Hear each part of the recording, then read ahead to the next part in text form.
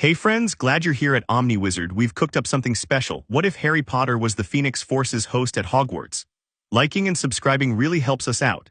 Okay, story time. Chapter 1, the boy who burned the cupboard under the stairs smelled like old wood, dust, and something that had died in the walls 2 winters ago and never been found.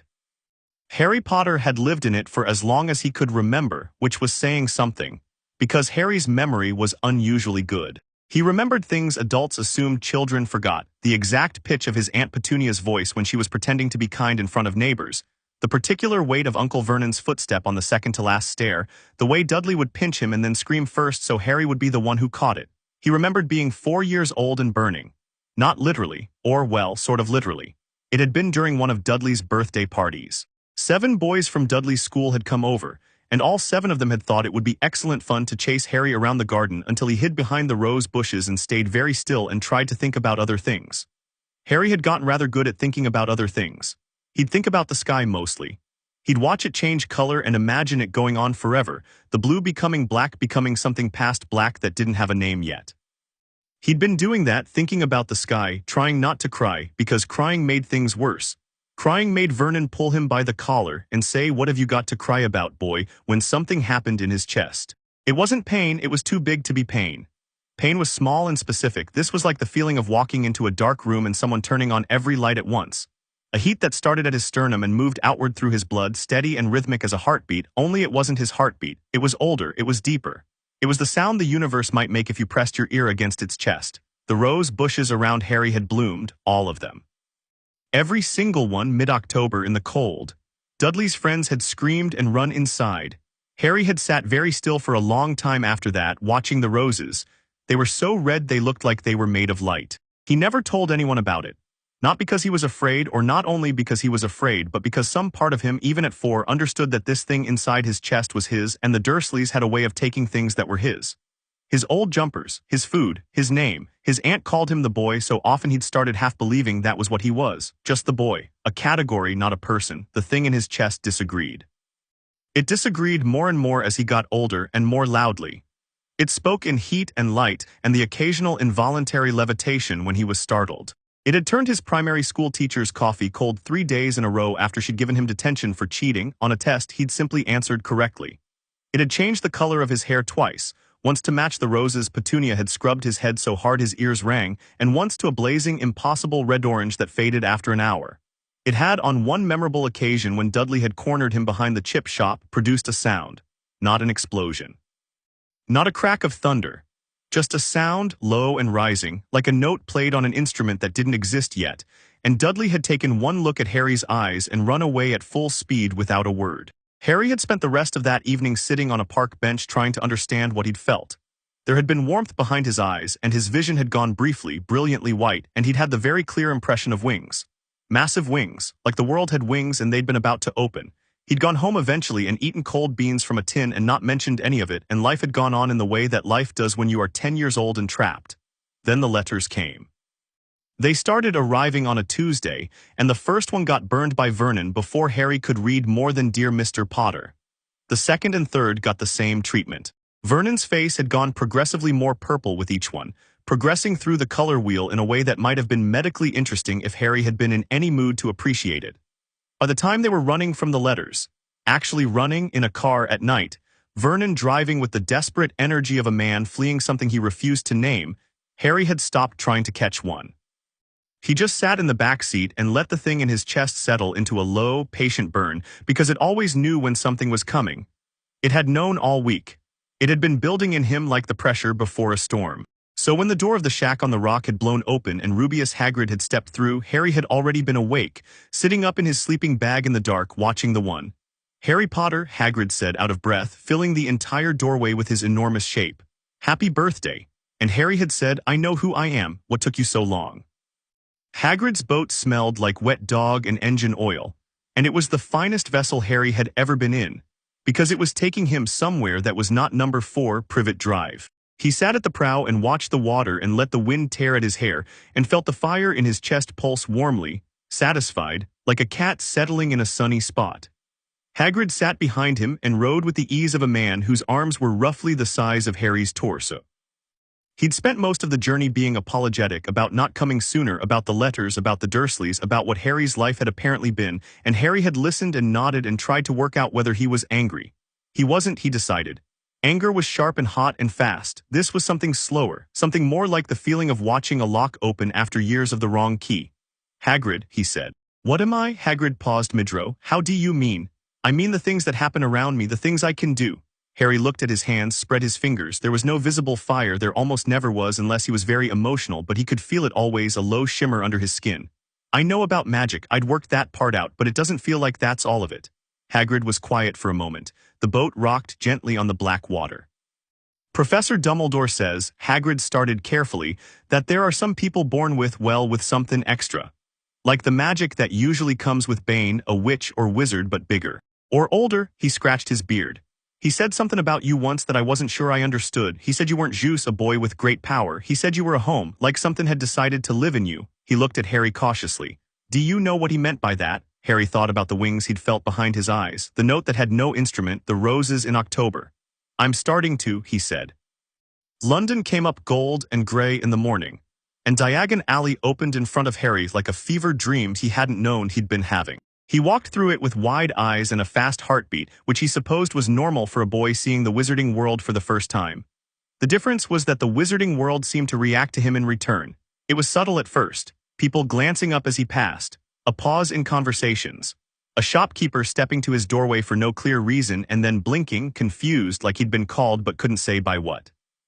3 separate owls turned on their perches to watch him walk by their shop window, which shouldn't have been remarkable except that owls swiveled their heads to follow him in perfect unison, like a choreographed piece of avian theater. Hagrid noticed. He kept shooting Harry looks from the corners of his eyes, the kind that were trying not to be looks. Harry didn't mention it. He was getting used to being noticed. Gringotts Bank was a tall white building that projected an aggressively austere opinion of itself, and the goblins inside it had the manner of creatures who had long since stopped being impressed by anything. One of them, narrow-faced, sharp-eyed, wearing the universal expression of a being who has seen the entire spectrum of human self-importance, walked them to Vault 713 via cart that went very fast and seemed designed to make humans regret their life choices. Harry enjoyed the ride enormously. He pressed his face into the rushing air and felt his hair stream back and laughed, and Hagrid gripped the cart with white-knuckled hands and made a small, suffering sound. The vault, when they reached it, was down in the deep dark parts of the bank where the air went cold and the torchlight flickered thin. The goblin touched the door and it swung open, and inside was a small package wrapped in cloth, unremarkable to look at. Harry felt the fire in his chest contract sharply, not in pain, in recognition. Like 2 flames seeing each other across a dark room, he looked at the package without touching it. What's in there? It's Hogwarts business, Hagrid said, which was not an answer. The goblin was watching Harry with an expression that had shed its professional blankness and replaced it with something more difficult to name. Wariness, perhaps, not of Harry specifically, more of what surrounded Harry. The torches near him were burning differently, he realized. Steadier and more orange, leaning very slightly in his direction, as though his warmth was greater than the torch's own. The goblin pressed his lips together and said nothing, but as they left, Harry distinctly heard him say something in gobbledygook to a colleague. He didn't know the language, obviously, but the fire in his chest gave a small, satisfied pulse, and somehow he understood the general shape of what had been said. The old fire, here in the bank, be careful and be respectful. Harry stored that away to think about later. Madame Malkin's robes, cauldrons in graduated sizes. A beautiful cage containing a snowy owl Harry bought immediately and named Hedwig on the walkout because the name arrived in his head fully formed, which was odd. He stopped in front of a bookshop and bought half the shelf without really planning to. Simply because the books looked interesting and because he had money now, a fact that still felt faintly unreal. He bought Hedwig a very good perch and told her she was wonderful, and she fixed him with an amber stare and nibbled his finger with exactly as much affection as she felt like expressing. I like her, Harry told Hagrid. She doesn't care. Thaw she doesn't, Hagrid agreed, sounding fond. The wand shop arrived last, tucked in between 2 other shops in a way that made Harry think it had been there long enough that the buildings around it had simply grown to accommodate it.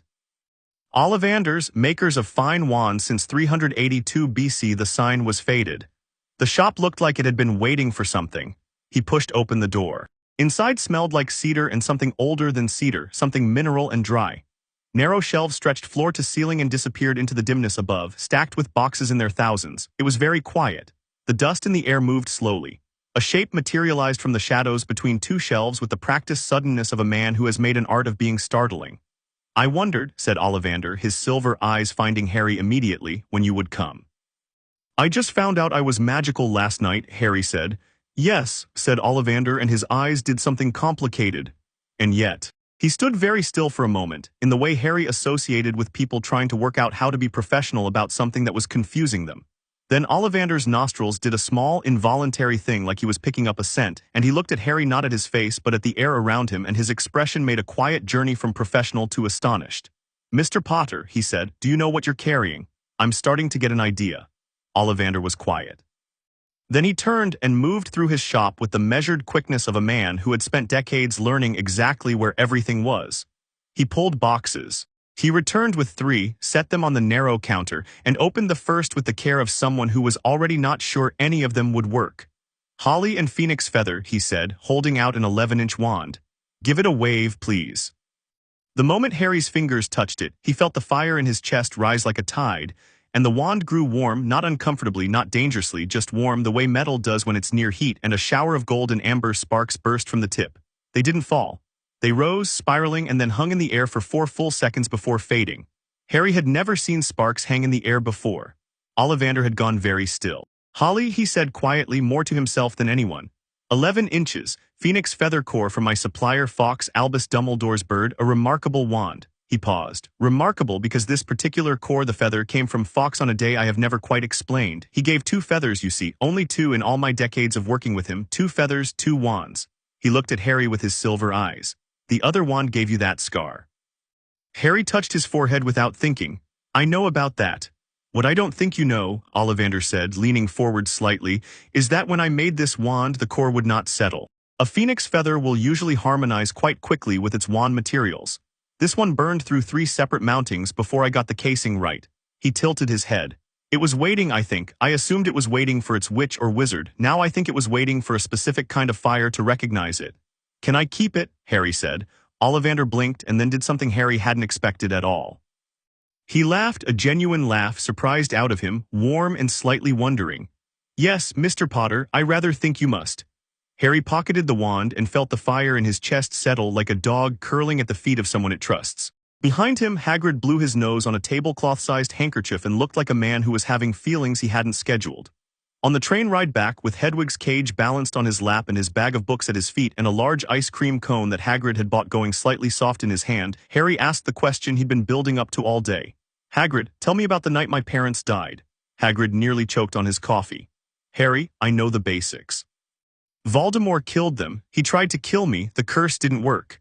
Harry looked out the window at London passing by, grey and loud and completely indifferent. "I want to know what it felt like in that house. What people found when they got there." Hagrid was quiet for so long that Harry thought he might not answer. Then slowly the big man set down his coffee and leaned his elbows on his knees and looked at his hands. "Dumbledore went himself," Hagrid said. "First one there near as I know. He told me he didn't tell many people this. He told me that when he walked into the house it was hot." He frowned at his hands. "Not warm, hot, like something had been burning there. But there weren't any fire damage. Nothing was scorched, juice hot, and the air smelled like after lightning strikes something." "Ozone," Harry said. "Yeah, thaw's the word." Hagrid looked at him. "He said your crib was warm to the touch, not from the normal kind of warm, just radiatin', like something had been there and left its heat behind." He shook his head slowly. "And you were in the middle of it crying your head off, juice fine, with that scar already there." Harry looked at his ice cream. He thought about the curse hitting him. He thought about what it would feel like to be 1 year old and have death come for you and then something else, something bigger than death, something that had died more times than he could count and was still here, reach out and say not this one. Choose him. Because he was the only soul in reach at the moment that the door between dimensions had swung open, and something had been looking, something had needed a home. "I'm not angry about any of it," Harry said, which surprised him when he said it, but it was true. "I was going to be angry, I thought, about my parents, about the Dursleys. But when I look at it, really look, I don't feel angry. I feel like I'm at the beginning of something." Hagrid looked at him with his beetle-black eyes shining and said nothing for a while. Then, roughly, "Your parents were good people, Harry, brave people." "I know," Harry said, and meant it as more than a platitude. He knew in the way the fire in his chest knew that their love was woven into the moment of his survival, that it wasn't separate from the Phoenix Force's choice but part of it. The universe didn't operate in accidents. Love that strong had been a beacon, a lighthouse for something ancient and burning that had been looking for a home. He finished his ice cream and watched London turn into countryside and tried to imagine Hogwarts, and felt, for the first time in 10 years, something that was unmistakably hope. August turned and eventually September arrived, and with it came the full particular panic of going somewhere without knowing what to pack. Harry spread his school list across his bedroom floor, his bedroom an actual room which he was still finding novel, and worked methodically. He had read all his textbooks already, twice. Some of them 3 times because they were interesting, and because the fire in his chest did something pleased and warm when he learned things, like it was feeding. He had discovered in the months between Diagon Alley and September that the Phoenix Force, which is what he'd started calling it, having found a reference in one of his new books, a footnote in a history of magic that described ancient accounts of a cosmic fire consciousness known in various magical traditions as the Phoenix Force, thought by most modern scholars to be metaphorical, didn't like boredom. When Harry wasn't engaged, it got restless. When it got restless, things happened. A light bulb at the Dursleys had exploded. 2 of Dudley's video games had simply stopped working and refused to start again. Mrs. Fig's fence had spontaneously developed roses. Harry had taken to reading very quickly to keep it occupied. He'd also taken to talking to it. Not out loud, that seemed impractical, but internally in the way you talk to yourself when you're thinking hard. He'd say, "Okay, what do you think about that?" and feel the fire respond, warmer for interest, cooler for boredom, a bright sharp pulse for danger or excitement, a deep steady throb for something it considered important. It wasn't language. It was something older than language, like the difference between talking to someone and knowing someone. He'd decided, not frightened of it. He'd been frightened of it once at 4 years old with the roses. But fear of the fire was like being afraid of your own heartbeat, possible perhaps, but ultimately fairly pointless. The morning of September 1st arrived sharp and bright, and Harry loaded his trunk, said a crisp goodbye to Vernon, who looked like a man trying very hard not to look terrified, and Petunia, who flinched, and Dudley, who had been giving Harry a very wide berth since the chip shop incident and showed no signs of stopping, and got in the taxi and tried to sit still all the way to King's Cross. He couldn't quite sit still. The fire was excited, which made him excited and also slightly embarrassed about being excited, because he'd spent 10 years being fairly contained about his emotions, and it seemed excessive to suddenly be vibrating on a train platform. Platform 9 3/4 was behind a barrier between platforms 9 and 10, and Harry walked through it the way you walk through something when you are quite certain it will work and can't explain why you're certain, simply and without breaking stride. The Hogwarts Express sat in a billow of scarlet and white steam that caught the morning light in ways that made the whole scene feel slightly more romantic than reality usually allowed. Harry stood on the platform and breathed it in and felt the fire in his chest give one single, resonant pulse, deep and warm and absolutely certain, that he decided to interpret as yes. This, here. He found a compartment and loaded his trunk and settled Hedwig and sat down and watched the platform through the window. Other families arriving. Parents with various degrees of emotional containment, some very dignified, some weeping openly. A family of redheads, enormous and loud and wonderful, trailing children in multiple directions at once. A girl with big front teeth and large, serious eyes reading a spellbook while simultaneously walking, which Harry admired as a multitasking achievement. The boy who eventually tumbled into his compartment had red hair and a smudge of dirt on his nose and a look of someone who has lost track of a plan and is trying to look like the plan was always this. "Is it all right if I sit here? Everywhere else is full." Harry looked at the empty compartment around them, the 3 unoccupied benches, and back at the boy. "Sure." The boy sat down, registered the owls, registered Harry's scar. His eyes flickered to it, the way everyone's eyes flickered to it, but he recovered faster than most and said, "I'm Ron Weasley. Harry Potter." Ron processed this with visible effort. "Oh," he said, "right." A pause. "My mum still talks about that night, you know, when, well," he gestured vaguely at the scar. "She can if she wants," Harry said. "I don't mind." Ron blinked like he'd expected something different and didn't quite know what to do now that he'd gotten this instead. Then he seemed to decide that this was fine, and his posture relaxed, and he pulled a slightly crushed sandwich out of his pocket and offered Harry half, which Harry accepted, and they ate in companionable silence for a while as the train pulled out of the station. "What house do you think you'll be in?" Ron asked. "Don't know yet," Harry said. "What about you?" "Gryffindor, probably. Everyone in my family's been Gryffindor. My mum'd be a bit put out if I wasn't." He paused.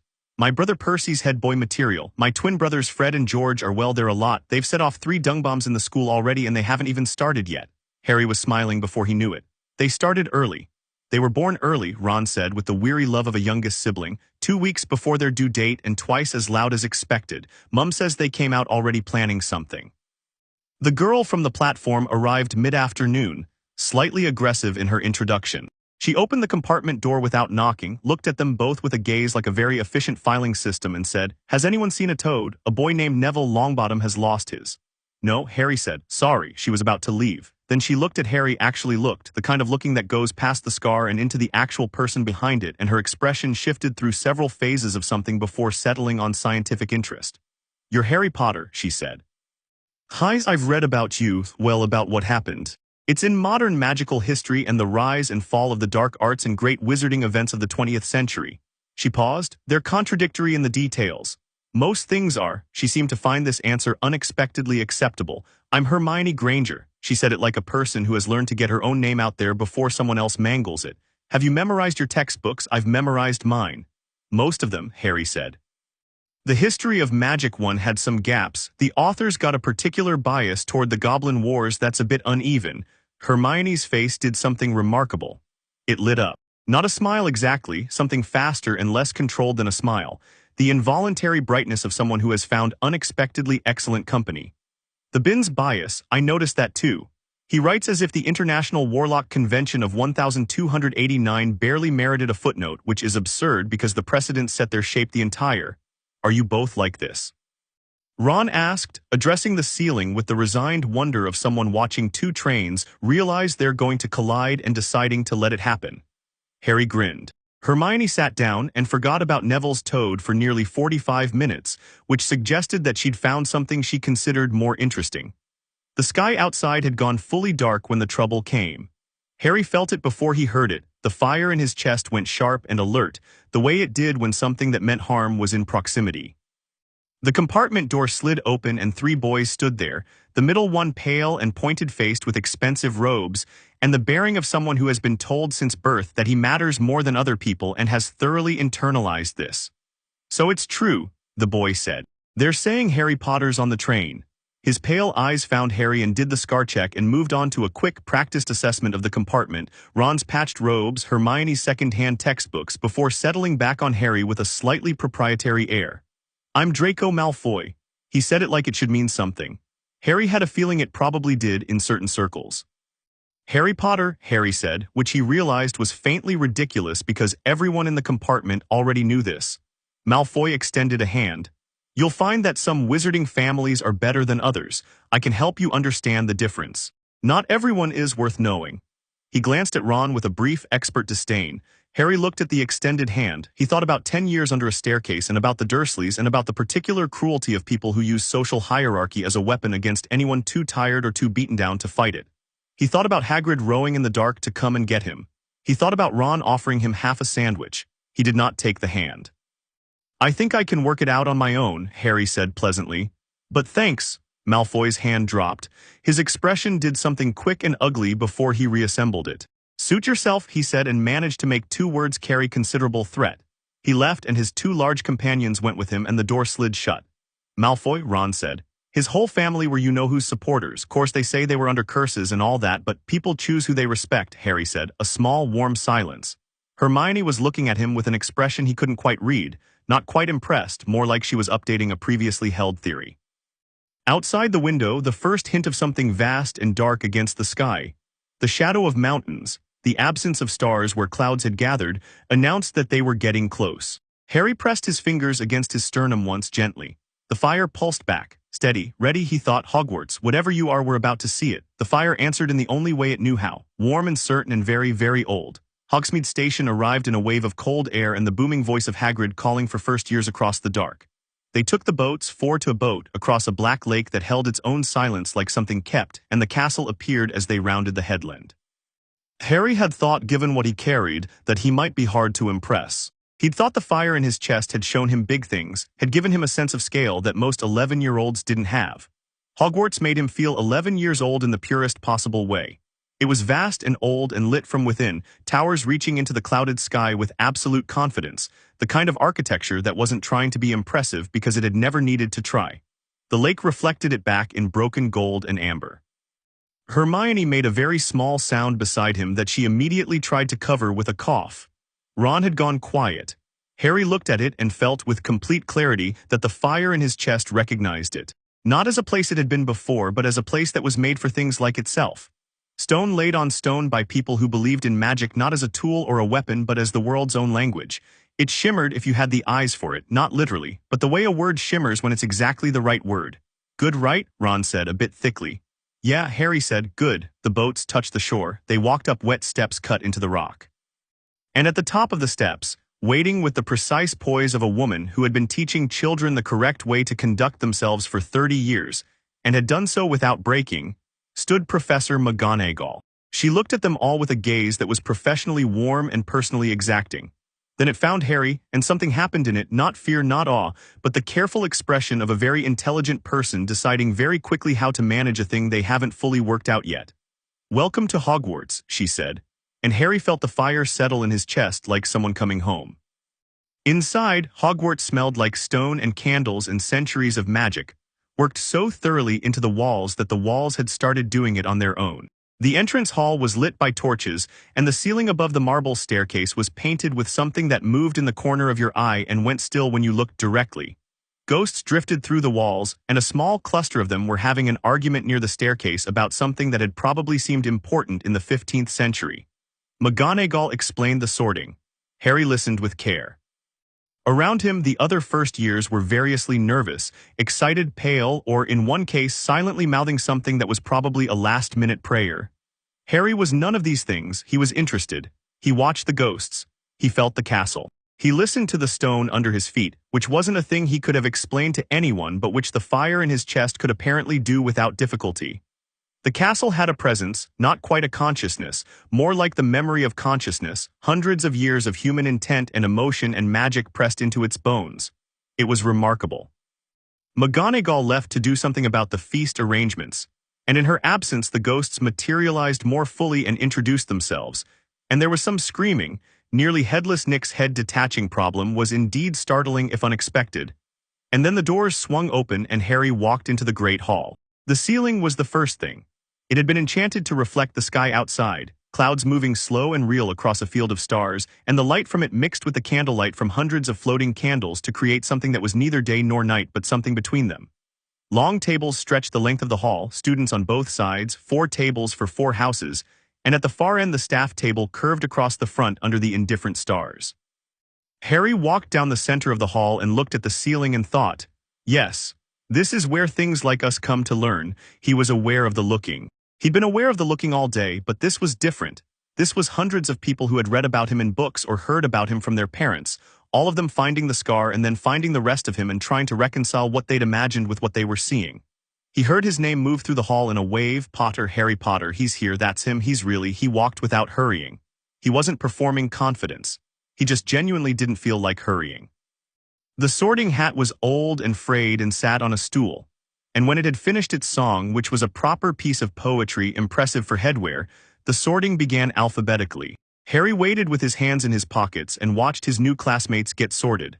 Hermione went to Gryffindor and sat down with the look of someone who has achieved a result that was statistically probable but still personally satisfying. Neville Longbottom, round-faced and earnest and slightly panicked, went to Gryffindor and looked like someone had handed him a life jacket in a very timely fashion. Draco Malfoy went to Slytherin before the hat quite touched his head, which said something, though Harry wasn't sure what. Potter Harry, the hall went different kinds of quiet. Not the expectant quiet of waiting for a result, a more complicated quiet, the quiet of several hundred people realizing that the answer to a question they'd all been asking for 10 years was about to be found out. Harry walked to the stool and sat down, and the hat dropped over his ears and the world went dark. Well, said a voice inside the hat, this is unprecedented. Hello, Harry thought back. I have sorted every family in this school for 1,000 years. I have seen every configuration of ambition and courage and cleverness and loyalty that the human mind can produce. I have never, a pause that felt like genuine consternation. What are you? I'm Harry Potter, Harry thought. But I expect you mean the other thing. The fire, the hat said, it's extraordinary, I can't sort the fire. It's larger than every category I have, it predates every category I have. Another pause, but I can sort you. The voice changed, became something more considered, less startled. You have courage, enormous courage, and not the naive kind, the kind that comes from genuinely not being afraid, which is rarer and more frightening than the other sort. You have intelligence, voracious, curious, hungry.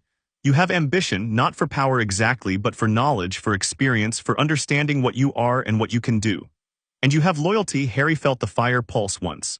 Of the most ancient kind, not to a group or a name, to people, to the ones you choose. The hat was quiet for a moment. If I had a new category, I would put you in it. Since I don't, Gryffindor, the Gryffindor table erupted. Harry pulled the hat off and looked at the hall, the clapping, the faces, the 4 long tables, and felt the fire in his chest rise warm and steady like a lamp turned up. He sat down between Ron and Hermione. Ron was already grinning, the enormous grin of a person who is genuinely pleased rather than performing pleasure. "What did it say to you?" Hermione asked immediately. "It said I was hard to categorize," Harry said. "Were you nervous?" Harry considered this honestly. I was terrified," Hermione said, and said it with the relief of a person who's been holding that information for approximately 15 minutes. "But you were fine," Harry said. "I know that now." Ron laughed, and the sound was so straightforward and genuine that Harry felt something loosen in his chest that had been tight for a long time, not the fire, which was warm and content, but something smaller and older, something that had been waiting for permission to relax. The food arrived suddenly and magnificently, and the feast began.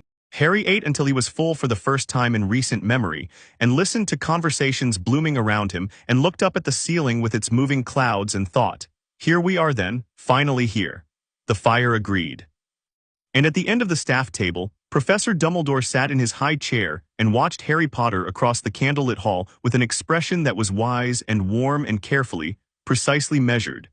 The look of a man trying to work out how to play chess when one of the pieces has turned out to be something that doesn't have a category in chess. And next to Dumbledore, Professor Quirrell's hand trembled faintly around his goblet, and his eyes, when they found Harry's, held something that was not the ordinary nervousness of a jumpy man. Something in those eyes recognized the fire. Something in those eyes was afraid of it. Harry met the look without flinching, across all the candlelight and noise and the wonderful ordinary chaos of the feast. He reached for another piece of bread. He was hungry, and he was exactly where he was supposed to be, and everything that came next was going to be extraordinarily interesting. The fire said, "Yes, now it begins." Chapter 2, The Sorting Fire. The dormitory was circular and smelled like old wood and cold air coming off the lake, and Harry lay on his back in the dark and stared at the canopy of his 4-poster bed and listened to 5 other boys breathe at various stages of unconsciousness. Ron was already asleep. Harry could tell by the quality of silence on his side of the room, a particular settled stillness that snoring would interrupt eventually but hadn't yet. Neville had fallen asleep mid-sentence while talking about his grandmother, which Harry found impressive. The other 2 boys, Seamus Finnegan and Dean Thomas, had stayed up an extra half-hour comparing notes on their families' magical histories before going quiet. Harry was not asleep. He wasn't even close to asleep. The fire in his chest had been running commentary all evening and showed no signs of stopping. It wasn't agitated, it was alert, interested, processing. The castle was doing things that Harry suspected were completely normal and simply required getting used to. Portraits shuffled between their frames and occasionally muttered. Something in the walls made a low sound like a held note, which Harry had decided was simply Hogwarts being old and enormous and full of magic that had seeped into the stonework over 1,000 years. Somewhere far below, water moved against stone. He pressed his fingers to his sternum and felt the fire pulse steady and even and thought, "You're not sleeping either." The fire said nothing because it didn't use words, but it gave a small warm ripple that meant obviously not. Harry laced his fingers behind his head and thought about Quirrell's eyes. He'd seen a lot of looks over the course of the evening. Dumbledore's careful chess player assessment. McGonagall's that of a woman who had decided to withhold judgment until she had more data. Snape, he'd only seen Snape once, at the staff table, a dark-haired man with the perpetually guarded expression of someone who had spent many years being smarter than the people around him, and found it a burden he had both refused to put down and resented carrying. Snape had looked at Harry with something that moved too fast across his face to catch, and then looked deliberately away. Quirrell had not looked deliberately away. Quirrell had looked the way prey looks at a predator it is hoping will not notice it, a precise, calculating terror dressed up in the clothes of ordinary nervousness. Harry had read about the defense against the dark arts professor in passing. People called him Jumpy. People said he'd gone to Albania on some kind of research trip and come back wrong, pale and shaky, and wearing that ridiculous purple turban regardless of weather or occasion. People shrugged about him the way people shrug about adults who seem a bit broken, with that mixture of sympathy and discomfort, and the general human desire to look at something else. The fire in Harry's chest didn't shrug about Quirrell. It paid attention to him the way a compass pays attention to north. Not urgently, not with alarm, just with a constant, quiet precision that would not be argued with. Something was wrong with the defense against the dark arts professor. Something was in the defense against the dark arts professor, or adjacent to him, or coiled around him in a way that the fire recognized the way you recognize cold, not by sight but by what it does to the air around it. Harry filed this away. He wasn't going to do anything with it yet, but he was going to watch. He rolled over, closed his eyes, and the fire settled into its nighttime rhythm, a low, constant warmth like a banked hearth, and eventually Harry slept. He dreamed of a woman with red hair and green eyes who smelled like summer, and looked at him with an expression so full of love it had its own gravity. She didn't say anything. She just stood in a space that was somewhere between here and not here and looked at him, and Harry felt the fire rise and rise like the sun coming up, and she smiled when it did, like it was something she recognized. He woke at 6 with the particular clarity of someone whose sleep, however brief, was very good quality. Early light was coming through the stone-arched windows, blue and thin, and the dormitory was still full of sleeping Gryffindors. Harry sat up, found his glasses, and thought about the woman with red hair. He'd never dreamed about his mother before, not that he could remember. He didn't know why he was certain it was her. He just was. He got dressed quietly and went down to the common room, which was empty and firelit and much warmer than the dormitory, and sat in one of the squashy armchairs and pulled out his copy of the Standard Book of Spells and read until breakfast. The Great Hall in morning was a different animal from the Great Hall at night. The ceiling showed a pale, realistic dawn, the kind of sky that can't decide between gray and gold and settles for both. Students arrived in stages, some immediately vocal and some deeply committed to not existing until coffee was involved. And the food came in waves, porridge and toast and eggs, and something that claimed to be marmalade and probably was. Harry ate and watched and read, which he could do simultaneously with enough practice, and paid attention to the rhythms of the place. Who sat where, which groups drifted toward which other groups, where the invisible lines were. Hermione arrived 14 minutes into breakfast, sat across from him, poured herself tea with brisk precision, looked at his book and said, "Chapter 4 already? I started earlier. Have you done the exercises at the end of Chapter 2? Yes." She looked at him with the expression of someone who has been academically competitive their entire life and is recalibrating. "What did you get for question 7? The wrist movement for Wingardium Leviosa should rotate 20 degrees outward before the upswing, not 15. The books got it wrong." A pause. "I thought that too," she said with great care, as if admitting a secret. "I reread the passage 4 times before I decided I was right." "You were." Ron arrived and immediately got marmalade on his sleeve and looked pleased rather than bothered. "Morning," he said, and reached for toast with the confidence of a man who has never worried about running out of toast, because there have always been enough Weasleys at the table to guarantee aggressive toasting protocols. "What are we talking about?" "Wrist movements," Harry said. "Right," said Ron. "We're 4 hours into school and you two are already—" He waved the toast vaguely. "Already what?" Hermione said. "Being exactly what I expected," Ron said without heat. He looked at Harry. "Did you actually sleep or did you just read straight through?" "I slept." "You've got the look of someone who was up early though." 5 hours, Harry said. "I don't need much." Ron looked briefly envious. "I need 8 minimum or I'm useless till noon." He squinted at the schedule Professor McGonagall had left on their beds the night before. "Right, we've got Transfiguration first, then History of Magic. Then," he turned the schedule upside down and back again. "Charms after lunch and then Dada at 3. Harry looked at his own schedule. Defense against the dark arts, 3 o'clock. The fire gave a small, precise pulse. "I know," Harry thought. "I noticed." Transfiguration began with McGonagall turning her desk into a pig and back again before anyone had fully sat down, and the room went very gratifyingly silent. Harry appreciated the technique. It was efficient and it set clear expectations, and it cost her nothing. He made a note of it. She was a precise teacher. She gave the theory before the practice, but not more theory than was strictly necessary. And when she moved through the room, she corrected wand angles with the efficiency of someone who had been doing it long enough that the motion had become as automatic as breathing. She got to Harry and looked at his work. He'd achieved a partial transformation, the matchstick halfway to a needle, its tip already silver, and said nothing, simply moved on, which Harry understood to mean it was acceptable. He finished the full transformation 4 minutes later. The needle sat on the desk, perfectly formed.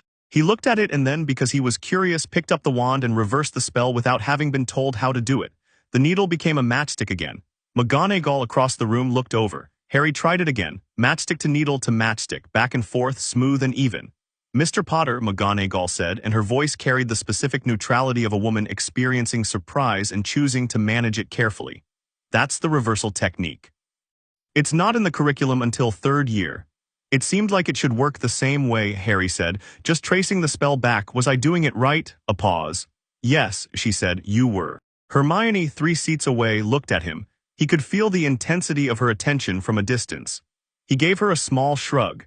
She turned back to her own matchstick, and he saw her jaw set with the particular determination of someone who has just been given new information about what's possible.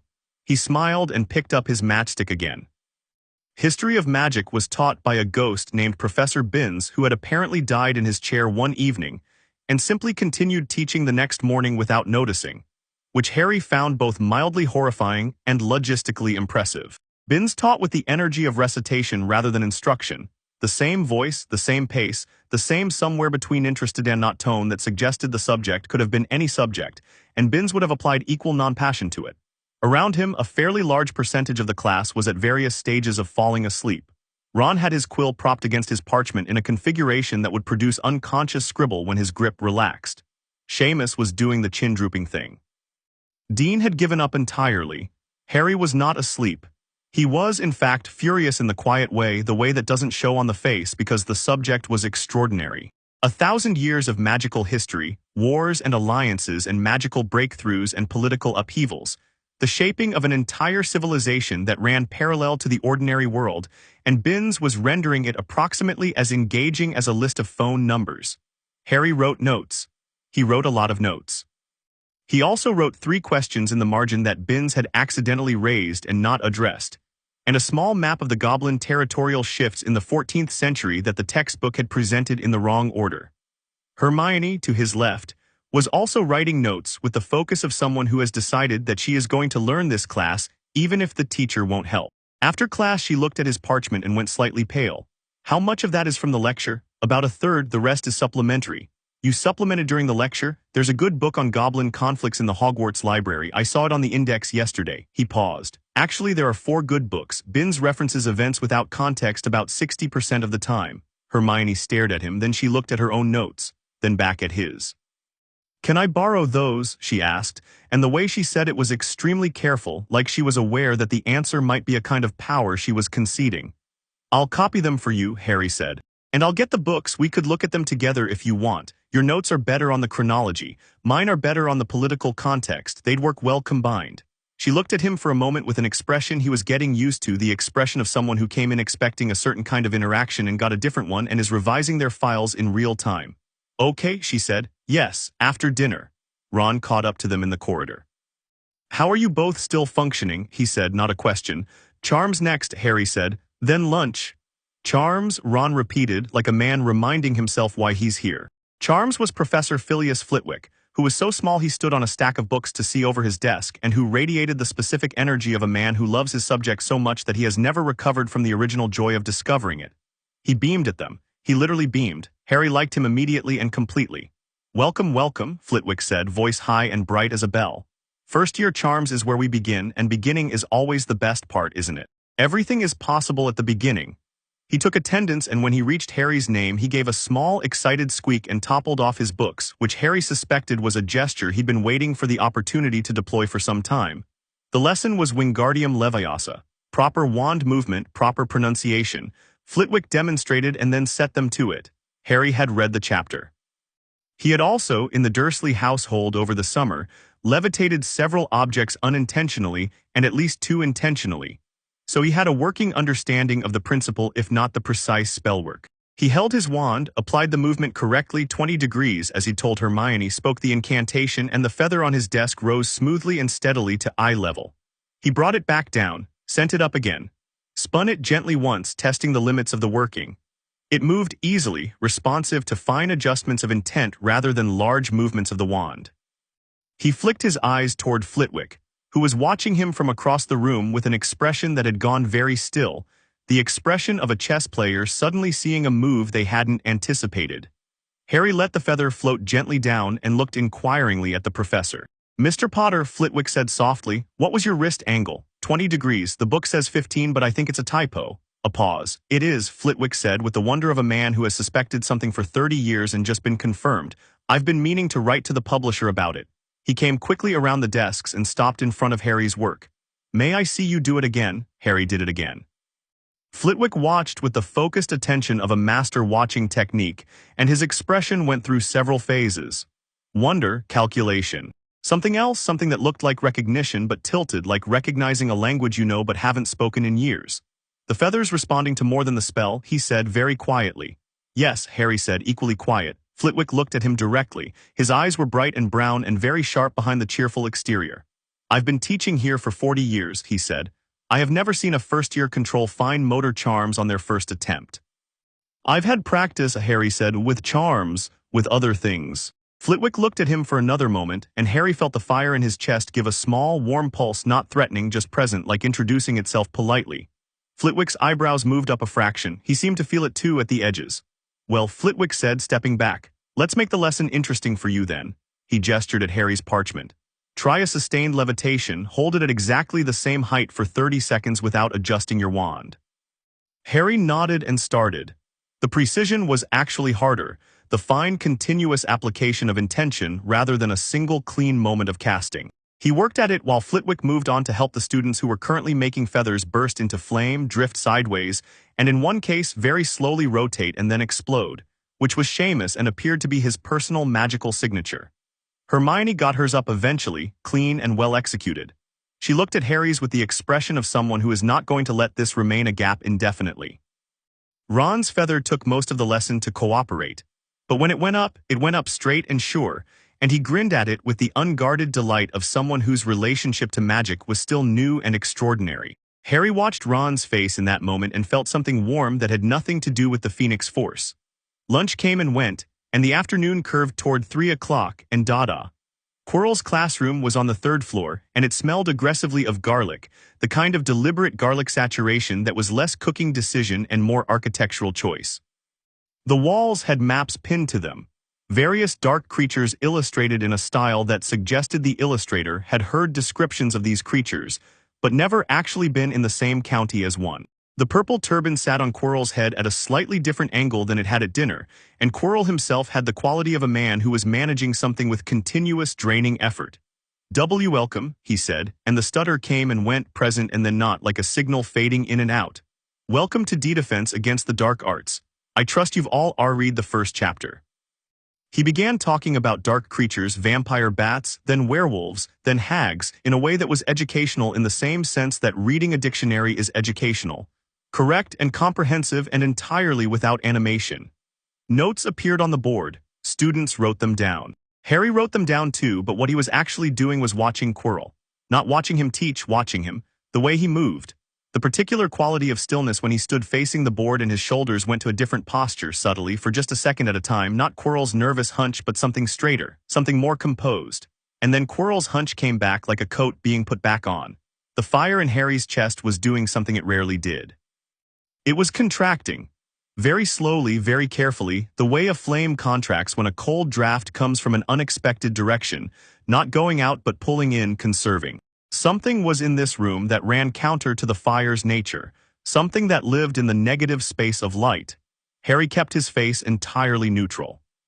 He wrote his notes and raised his hand twice to answer questions, both correct, one of which visibly surprised Quirrell. And he watched the back of the purple turban and thought about the dream of the woman with red hair, and about the cold he'd felt in Quirrell's eyes at the feast. And he was very careful to look exactly as curious and politely engaged as an 11-year-old in his first Dada class should look. After class, Ron said, "That was the most boring hour of my life, and I've sat through Fred and George's planning sessions." "He knows the material," Hermione said. "He just doesn't know how to teach it." "That's not it," Harry said. They both looked at him. "He's managing something," Harry said. "While he teaches, some kind of effort that takes most of his attention. The teaching is what he's doing with what's left over." A pause. Ron frowned. "What do you mean managing something?" Harry picked up his bag. "Not sure yet," he said, which was mostly true. He had a theory, but theories should be better than half-formed before you spoke them aloud. "Come on, we should find those books for after dinner." The Hogwarts library smelled like the word knowledge rendered physical, and Harry moved through it with the ease of someone who finds old buildings comfortable, which he did, because old buildings were generally quiet, and quiet had been his best friend for 10 years. The librarian, Madame Pince, watched him from behind her desk with the protective wariness of someone who has seen too many 11-year-olds damage spines. Harry found the books on goblin history, checked them out without incident, found a table near the window that got the last of the afternoon light, and was reading when Hermione arrived with her own stack of books and 2 parchments and a look of serious intent. They worked for 2 hours.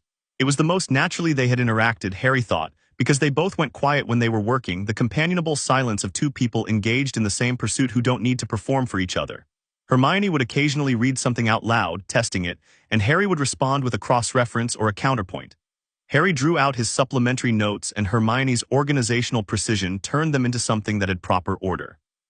Ron came and went. He appeared for 40 minutes, made a genuine attempt at the reading, and departed when a group of Gryffindor third years passed through, and one of them was apparently a cousin of his who owed him a game of chess. He extracted from Harry and Hermione a solemn promise that they would actually leave the library for dinner and then disappeared. He does that, Hermione said, disappears to find people. He likes people, Harry said, he's good at it. You say that like it's impressive. I think it is. Harry turned a page. Being genuinely good at people is harder than being good at books. Hermione was quiet for a moment. Are you good at people? Harry considered this honestly. I don't know, I understand people, I think. Understanding and being good at are different things. How? Understanding is knowing how someone works, being good at them is. He thought about it, caring about what you find when you look. Hermione put her quill down and looked at him very directly, the way she'd looked at him on the train, like she was updating a file. You're strange, she said, not unkindly, actually with a kind of relief, like she was happy to say it plainly. Yes, Harry agreed, I mean it as a good thing. I know, she picked her quill back up. Most people find me strange, she said to her parchment. I read too much and I talk too much and I know too many things and I correct people when they're wrong, which apparently I shouldn't do. You should, Harry said, and no one at my primary school wanted to, she stopped. You should correct people when they're wrong, Harry said. The ones who get bothered by it aren't worth adjusting for. She looked up again. Her expression had done the update thing again, faster this time. I'm going to be honest, she said. I wasn't sure I'd like you. Fair. People who are good at things and know they're good at things tend to be insufferable about it. I'm insufferable about other things, Harry said. I've been told I'm too intense. You are too intense. Still worth knowing, though. He said it lightly, but he meant it. She considered for 1 second with great seriousness. Yes, she said, I think so. They went back to their books, and Harry felt the fire give a warm, pleased pulse. Friday morning arrived with the specific energy of a school that has found its rhythm. Students moved through corridors with more direction. The castle was beginning to sort itself into familiar patterns in Harry's mind. Which staircase moved at 8? Which portrait could be bribed with compliments about their painting to tell you shortcuts? Which classroom was always cold near the windows, and which one was inexplicably warm regardless of season? He was coming down the main staircase when something went wrong with the one directly above him. He heard it before he saw it. A deep groan from the stonework and then a crack, and then 3 stairs separated from the staircase above simultaneously, which shouldn't have been possible because the stairs were enchanted to move but not to break. And there were 6 students on them, 2 third-year Ravenclaws, a second-year Hufflepuff, 2 Gryffindor first-years including Neville Longbottom, and a Slytherin fourth-year who had been having a bad morning and was about to have a worse one. Harry moved before he thought about it. The fire didn't ask for permission. It went from low background warmth to absolute presence in approximately 0 seconds, which was something Harry had been working on containing and now did not. He threw his hand up, not because that was mechanically necessary, but because it gave the force a direction, and the fire went out not as flame but as raw gold amber power, a wave of it that hit the falling section of staircase like a hand catching a glass. The stairs stopped. 4 feet above the floor. Just stopped, floating on nothing, held by something that radiated heat without burning. The air around Harry had gone warm and bright, and the light quality had changed, gold-orange instead of morning gray, and people all through the entrance hall had gone completely still. Harry held it. He walked up the remaining stairs to the floating section and looked at the students on it. Neville was pressed against the wall, white-faced, gripping the banister with both hands. The Hufflepuff girl next to him was frozen, 1 foot mid-step. The Ravenclaws had sensibly grabbed each other. It's fine, Harry said. Walk to the landing on your left, don't rush. They walked. They were quite motivated, all things considered. Harry held the suspended staircase steady until they were all off and then gently, carefully lowered it to the floor. He let the fire pull back. The light normalized. The warmth faded from the air around him. He looked at the broken staircase and felt the fire catalog the damage, not structural. The enchantments had failed at a junction point, something that should have been maintained. Easily repaired if someone with the right skill set applied the right magic. He turned around. Every single person in the entrance hall was staring at him. McGonagall was at the bottom of the stairs. She had come from nowhere, or she had been there already, or the castle had simply produced her the way the castle produced what was needed, standing very straight, her face a careful blank, her eyes moving over the floating stairs, and Harry and the students who were now pressed against the far wall catching their breath. "Mr. Potter," she said. "The enchantment failed at the third junction," Harry said. "It's a structural magic issue, not a mechanical one. Someone with knowledge of foundational enchantments should look at the whole staircase." "A beat." "Yes," McGonagall said. "Thank you, Mr. Potter, I'll have it seen to." She sent the other students on their way with a look, and they went, and Harry gathered his bag from where it had landed and slung it over his shoulder. "Professor," he said. "Yes. How often do things like that happen?" She looked at him steadily. "In my 30 years at this school," she said. "Never." Harry nodded. He thought about that. "Good," he said. "I'd rather be useful."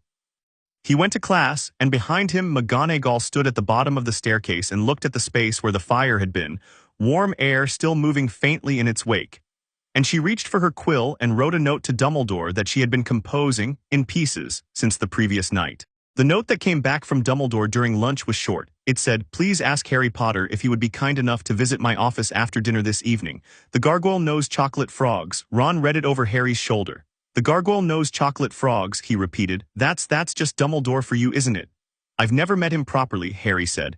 "You'll like him," Ron said. "Everyone likes him. He's the kind of old where he's still like, he's got opinions and he'll tell you a story, but it's always got a point, you know, not the annoying kind of point. The kind where you think about it later." Hermione was looking at the note with her "I am processing information" face. "Why do you think he wants to see you?" "The stairs," Harry said. "Probably," she agreed. Then carefully, "Are you worried?" Harry thought about it. "No," he said. She accepted this without pushing. He appreciated that about her. She was curious about him without being anxious on his behalf, which was a combination that took a specific kind of confidence. Dumbledore's office was at the top of a spiral staircase behind a gargoyle that took chocolate frogs as a password, with the dignity of a guardian who had heard worse. The office itself was circular and full of portraits and strange silver instruments that were presumably doing something important, and a large phoenix that sat on a perch near the window and turned its brilliant head to look at Harry the moment he came through the door. Harry stopped. The phoenix was looking at him with amber eyes that held the specific quality of great age married to complete serenity. It was the most beautiful bird Harry had ever seen, red and gold like a fire-given feathers, and it regarded him without alarm, only with the still, patient recognition of something that understood what Harry was from a very old angle. "Fox," Harry thought, and felt the fire in his chest respond, not dramatically, not with any visible effect, but with a warmth that was different from its usual warmth. Personal, like meeting a relative. Fox made a sound, not a trill or a song, a low, resonant note almost below hearing, felt more than heard. The fire in Harry's chest answered it, same pitch, same resonance, and just for a moment the air in the office went gold. "Ah," said Dumbledore from behind his desk, and his voice was very quiet and very careful. "So it is that." Harry looked away from Fawkes and found Dumbledore. He was exactly what the portraits showed, old and bright-eyed, silver-bearded half-moon glasses, robes that contained a private aesthetic that was somewhere between brilliant and eccentric. He gestured at the chair across the desk with a hand that moved with the unhurried grace of a man who had learned long ago that urgency was usually a choice. Harry sat. Fawkes made another low sound and then went still. "Lemon drop," Dumbledore offered. "No thank you. I find them helpful in awkward conversations." He unwrapped one. "Though I'm not sure this will be awkward. I've been looking forward to meeting you for some time." "Since the night my parents died," Harry said. Dumbledore paused very briefly with the lemon drop halfway to his mouth.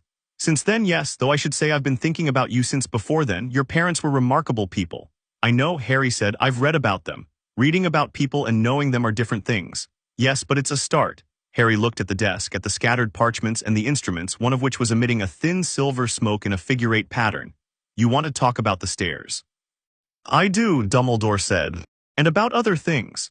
He leaned back in his chair and his eyes were doing the thing McGonagall's did, assessing, calculating, but differently because Dumbledore's calculation had more warmth in it and also more complexity. He was weighing more variables.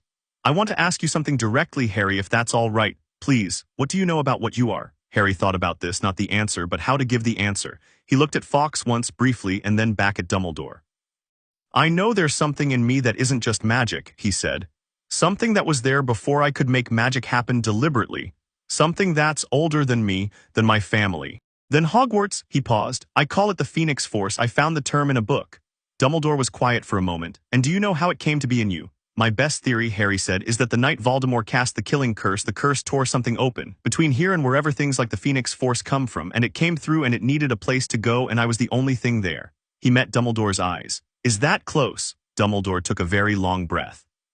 Closer than I expected, he said, which was not the same as yes, but Harry understood to be a form of it. I had theories over the years. You presented certain indicators. The warmth in the house that night, the particular nature of the rebounded curse. He studied Harry over the half-moon glasses. I have spent 10 years wondering how much I should tell you when we met, whether to tell you slowly, carefully, in pieces. You can tell me all at once, Harry said. I can handle it. I have no doubt of that, Dumbledore said, and for a moment something moved in his expression, not quite sadness, not quite wonder, something that contained both and had a third thing Harry couldn't name. My hesitation is not about your capacity. It is about my own. I have spent 60 years believing that the proper management of great power requires management, planning. Strategy. His eyes moved briefly to Fawkes. The Phoenix Force, as you call it, does not respond well to management. I suspect it never has. No, Harry agreed, it doesn't. A long, quiet moment, the instruments made their soft sounds. Fawkes settled his wings. What would you like from me, Harry? Dumbledore asked. Not what I've planned to give you. What would you like? Harry hadn't expected the question. He thought about it properly. I want to learn, he said, all of it. I want to understand magic, the foundation of it, not just the application. I want to understand Hogwarts. I want to understand what I am properly, not just the shape of it. He paused. And I want you to talk to me like this, like you're doing now, not like you're managing a situation. Dumbledore looked at him for a long moment. Then he did something that Harry suspected Dumbledore did very rarely, which was let his expression just be what it was without any of the layers. All right, he said, I can do that. A brief, genuine smile. I should warn you, the talking straight is newer for me than it probably looks. I noticed, Harry said. You're also 11 years old, Dumbledore said with mild emphasis. I know, Harry said. It's an interesting combination. Fawkes made the resonant sound again, low and warm, and it was so obviously the sound of laughter, translated into Phoenix, that both Harry and Dumbledore looked at the bird and then at each other, and Harry smiled for the first time in the office. They talked for another hour. Not everything, there were things Dumbledore held back, Harry could tell, and he allowed it because everything had a time and trust was built in sequence, not all at once, but enough. More than enough for tonight. He walked back down the spiral staircase, and through the castle to the Gryffindor Tower, feeling the fire settled and certain in his chest, like a decision made. Ron was still up when he got back, losing badly at chess against himself, which he explained was practice.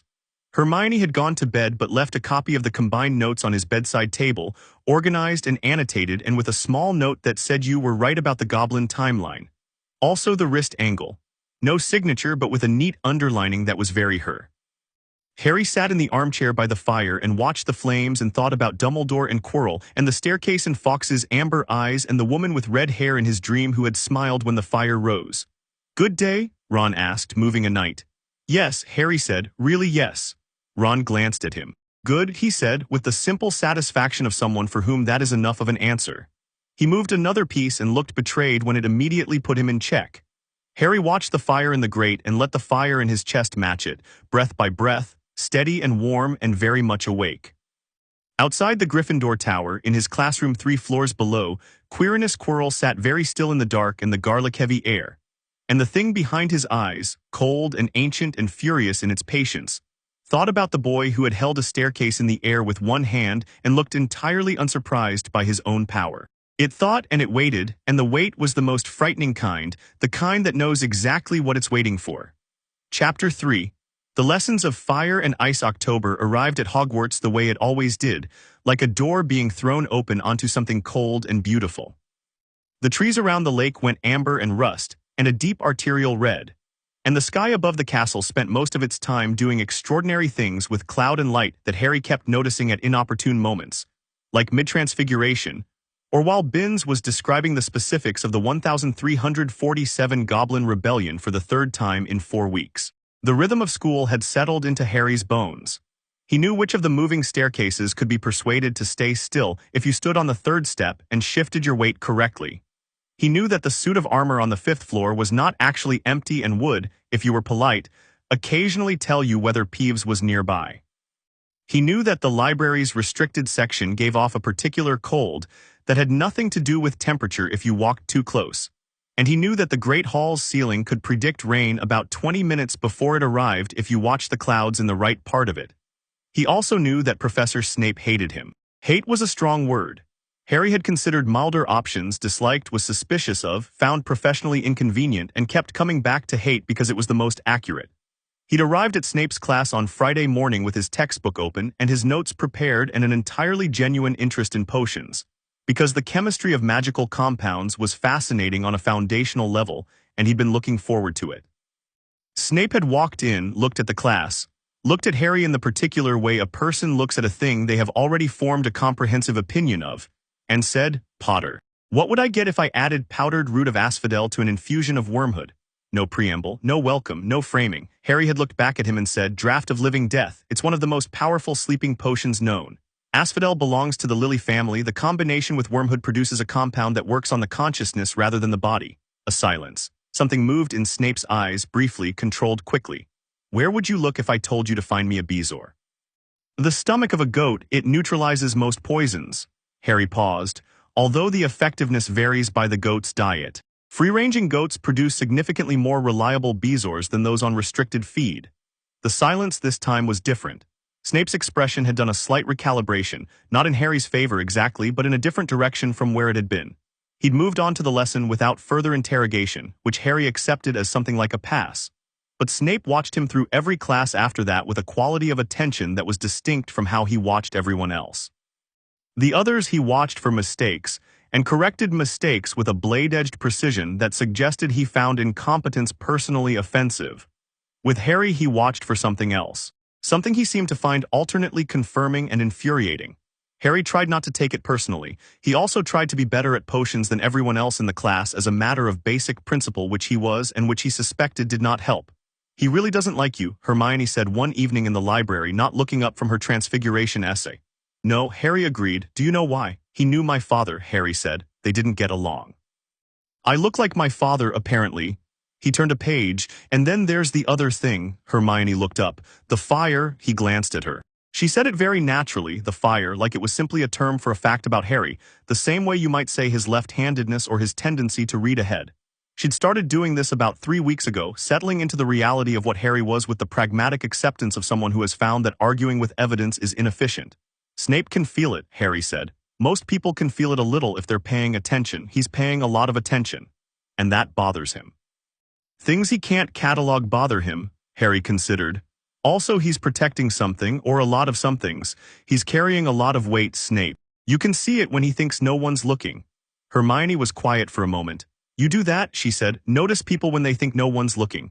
"Habit," Harry said. "Useful one." She went back to her essay. Harry went back to his book.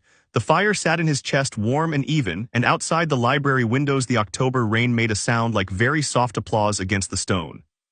The morning Professor McGonagall announced the flying lesson.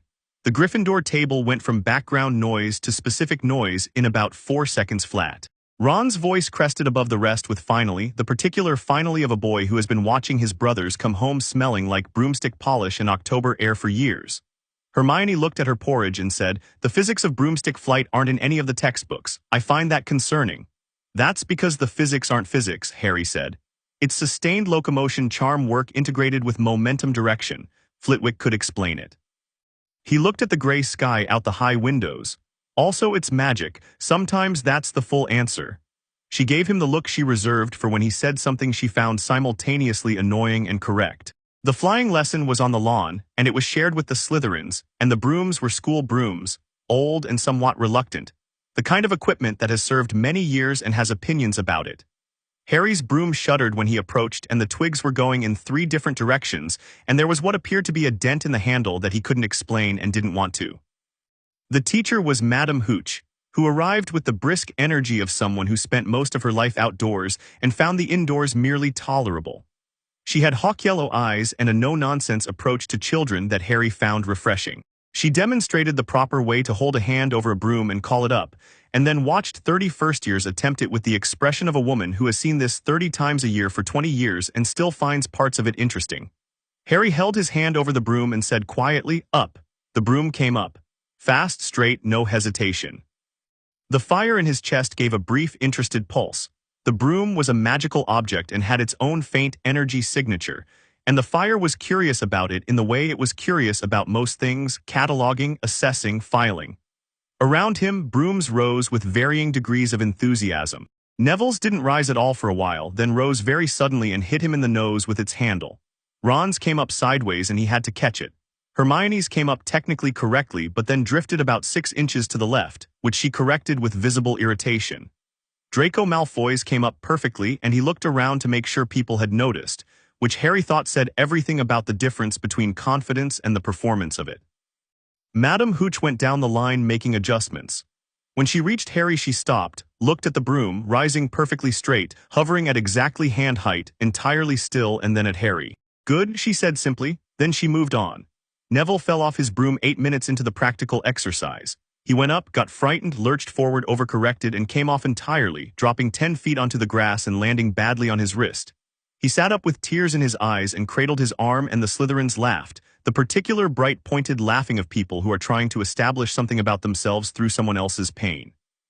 Draco grabbed something from Neville's fallen robes, his remembrall, a small ball full of red smoke that Neville's grandmother had sent. He flew up without asking permission and held it up. "I'll leave it somewhere for him to find," he said, and what he meant was exactly what you thought he meant. Madame Hooch had taken Neville to the hospital wing. She'd said very clearly that no one was to fly while she was gone. Draco went higher. Harry watched him for approximately 2 seconds. Then he picked up his broom, mounted it, and went up without discussion. He'd never flown before. His body didn't know it.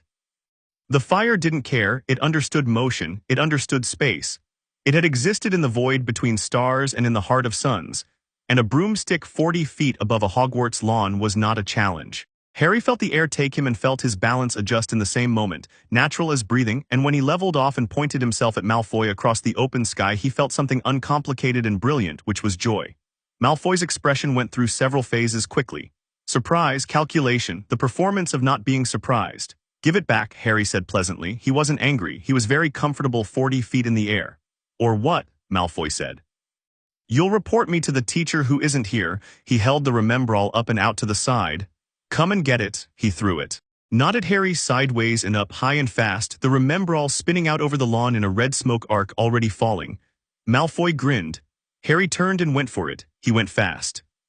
He didn't know precisely how fast because he had no point of comparison, but the air hit him like a wall and then he was through the wall and the remembrall was falling below him and he tilted the broom and dove, and the ground came up fast and the red ball was spinning and he pulled out one-handed 10 feet up, remembrall in his fist, and leveled off 2 feet above the grass with total precision. The lawn was silent. Harry rose back up to normal height and looked around. The Gryffindors were staring.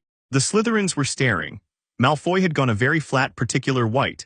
He flew back to the starting line and dismounted and put the remembrall in his pocket for Neville. Professor McGonagall was standing at the edge of the lawn. Harry had not noticed when she'd arrived. She had the look of someone who had arrived at some point during the dive and had not moved since, which meant she'd seen all of it. Her face was perfectly composed in the way that faces are perfectly composed when a great deal is happening underneath them. "Mr. Potter," she said, "come with me, please." Ron looked at Harry with an expression of pure theatrical concern layered over what was very obviously delight. Hermione's face was doing the complex thing. Harry followed McGonagall across the lawn and up through a side entrance and through 2 corridors and up a staircase, and she didn't speak the whole way and he didn't either, and when they stopped in front of a door Harry didn't recognize she knocked twice in a specific way. "Come in," said a voice from inside. She opened the door. A boy with red hair and freckles looked up from a chair, one of the Weasley twins. Harry had met Fred and George in passing and could not yet reliably tell them apart, which he suspected was intentional on both their parts. McGonagall said to the twin, "Get out," which the twin did with a brief interested glance at Harry and then closed the door behind him. The room was a small office, one narrow window, a table with a broom on it that was conspicuously not a school broom. Harry looked at the broom, he looked at McGonagall. "I should tell you," she said, "that under normal circumstances what you did today would earn you detention. Flying without permission, showing off." "I wasn't showing off," Harry said. "I was getting Neville's remembrall back." A pause. "That is technically what you were doing," she conceded. "However, the manner in which you did it." She seemed to be choosing words with unusual care, like picking fruit that hasn't quite ripened. "Oliver Wood is the Gryffindor Quidditch captain. I have just spoken with him. You will be playing Seeker for Gryffindor's house team this year." Harry looked at the broom on the table. A Nimbus 2000, which he'd read enough about to know was currently the fastest broomstick in production. He felt the fire give a warm, delighted pulse. "Okay," he said. "First years are not usually permitted on the house team," McGonagall said, with the gravity of a woman aware of her own inconsistency. This is an exception. I understand. Mr. Potter, she said his name in the way she used it when she was about to say something she had measured carefully. How did you do that? The dive, the leveling, you had never flown before today. Harry considered his answer. Things that involve moving through space and reading momentum, I understand them intuitively, he said. It's connected to the fire. He paused. I could feel the broom's enchantments. I worked with them rather than against them. She looked at him for a long, straight moment. Then she picked up the Nimbus 2000 from the table and held it out to him. Don't tell the other first years about the exception until after your first match, she said. I don't want to deal with the appeal process. Harry took the broom. Yes, Professor. And Mr. Potter, do be careful. She said it quietly, and he understood she was not talking about Quidditch. I always am, he said. She made a sound that suggested she found this statement both reassuring and precisely untrue and sent him on his way. Quidditch practice was Tuesday and Thursday evenings, which meant Harry was on a broomstick twice a week as autumn went gold and cold and increasingly committed to rain. Oliver Wood was a sixth year with the managerial energy of someone who found it physically difficult not to organize everything in his vicinity. He'd drawn diagrams. He'd brought a model of a Quidditch pitch drawn on parchment to their first one-on-one session and talked through seeker strategy for 40 minutes before Harry gently pointed out that it might be easier to show him in the air. Wood had blinked. Right, yes, obviously sorry. They'd gone up and Wood had released the golden snitch, a tiny winged sphere that moved like a thought, and Harry had caught it in 4 seconds. Wood had stared at him from across the pitch. Do it again, he'd said. Harry had done it again. 3 seconds.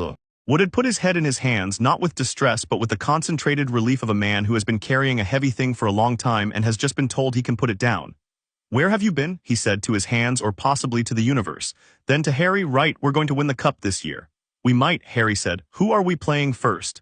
Slytherin, Wood said, and his expression did several unpleasant things. Harry kept practicing. He didn't need much instruction. Most of what Wood told him was tactical rather than technical. And seeker tactics were interesting because they were primarily about attention rather than speed. Seeing the snitch before anyone else, understanding crowd movement, reading the patterns in the air. Harry absorbed this with the same interest he brought to transfiguration theory or goblin history, cataloging and filing and building a working model. He also discovered something about flying that he hadn't expected. It was the one time he was fully, completely alone with the fire. No castle, no classmates, no weight of being looked at. Just the air and the speed and the snitch spinning gold somewhere in the dusk, and the fire in his chest expanded, not urgently, not with the sharp alertness it had around Quirrell, but in the specific way that a large thing expands when it finally has enough room. Deep and steady and enormous and comfortable. He understood up there what it felt like to be what he was without any of the complications of being what he was. Just the oldest fire in the universe in a boy's body, moving through cold October air at 70 miles per hour. He caught the snitch and came back down and felt, for no coherent reason like crying.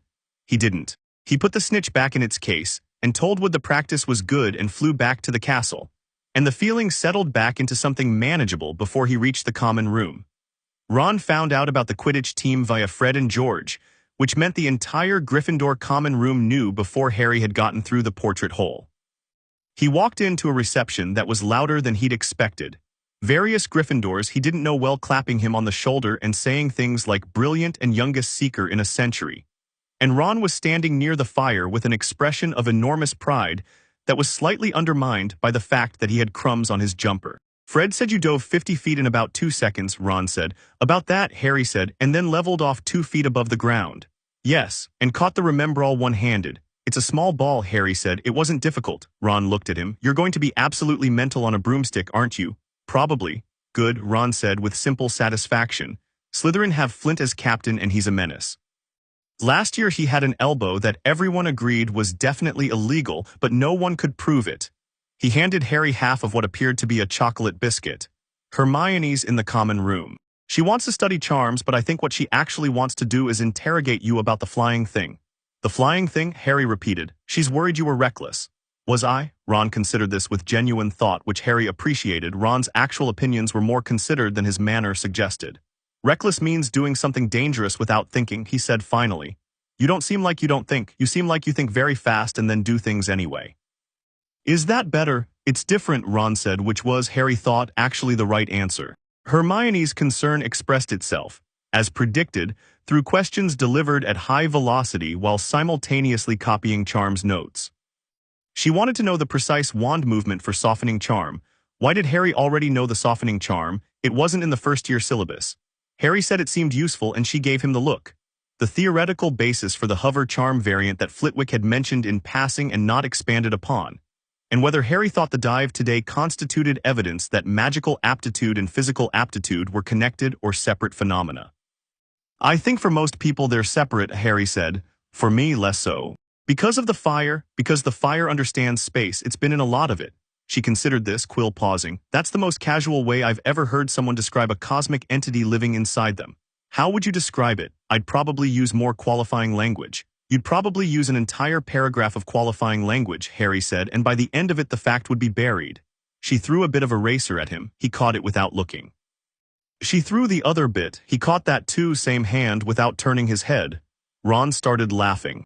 Stop that, Hermione said to both of them with no real heat and went back to her notes. And the common room fire crackled and the castle settled around them, and for an hour everything was straightforwardly good. November brought the first Quidditch match and also a change in Snape's behavior toward Harry that was interesting rather than different in kind, more intense, more deliberate, like he'd been paying attention before and was now actively watching for something specific. Harry had done nothing particular to attract this, or nothing beyond the ordinary, which included being better at potions than anyone else in the class, including 2 students who had been practicing since age 7, and asking Snape a question in the second week about the magical theory behind why certain potion ingredients needed to be added in a specific order rather than simply combined.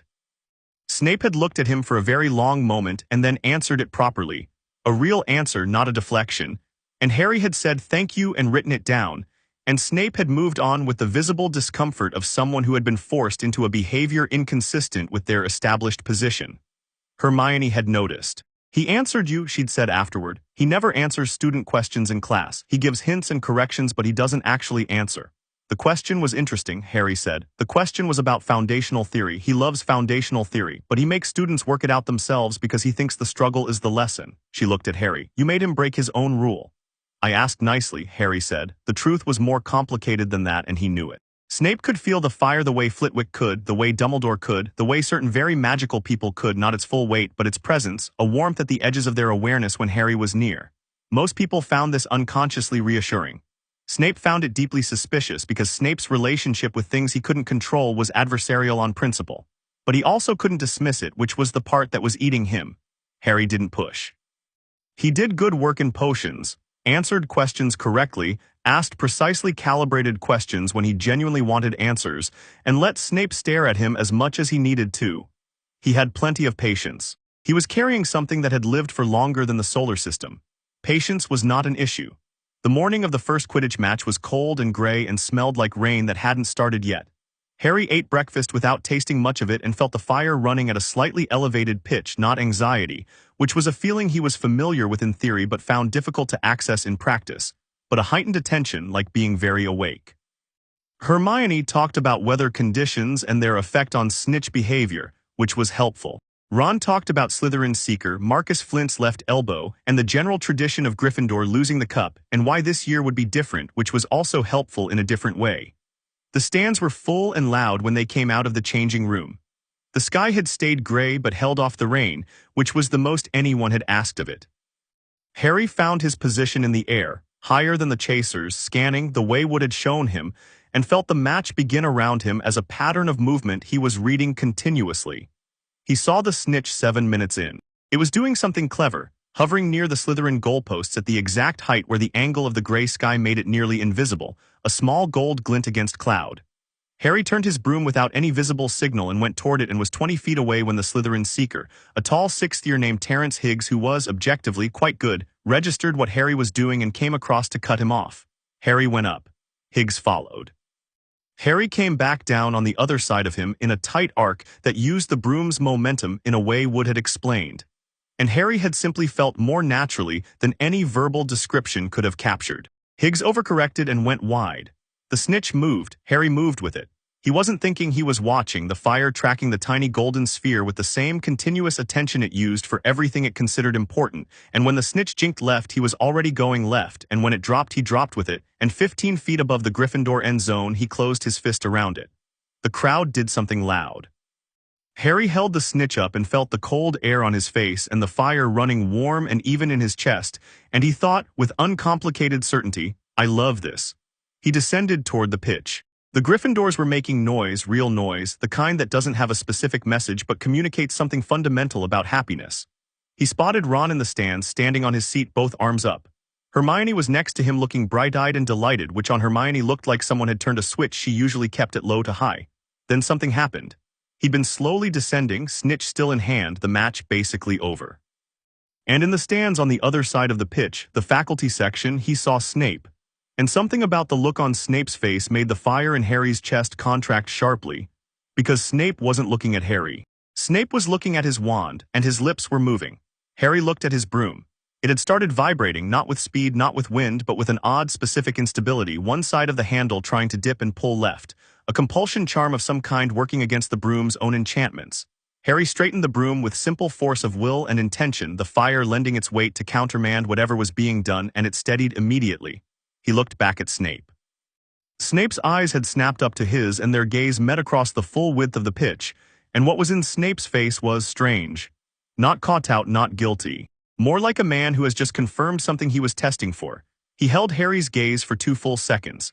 Then he looked away and his lips stopped moving and the broom was entirely stable. Harry descended and landed and gave the snitch to Wood and accepted the celebration around him with one part of his mind while another part ran over what he'd just seen. Not an attack, a test. Snape had been doing something to the broom to see how Harry responded to it, whether he'd notice, whether he'd panic, whether he'd correct it, and if so, how. Why? The fire turned the question over and offered him a warm, patient certainty. Snape was checking what Harry was. Not what he was capable of, what the fire was, how it worked, how far it extended. He was conducting research. Harry could find this annoying or he could find it interesting. He decided to find it interesting. He found most things interesting.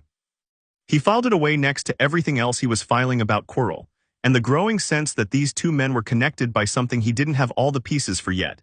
And he went and celebrated with his team and drank hot chocolate in the changing room and let Wood talk for 20 minutes about the rest of the season's strategy. The week after the match, the fire told Harry something was wrong with Snape's leg.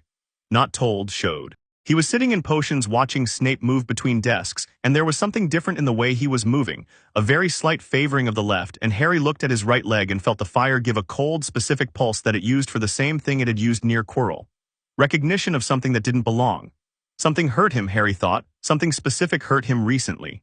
He watched Snape's face throughout the class. Not obviously, he was watching his cauldron too, producing a forgetfulness potion that was the correct pale blue and producing it correctly because he was always producing it correctly, and Snape's jaw tightened once when he turned a particular way. After class, he stopped at Snape's desk. The other students filed out around him and Snape looked up with the expression he had specifically for Harry, which was 3 things at once and difficult to read.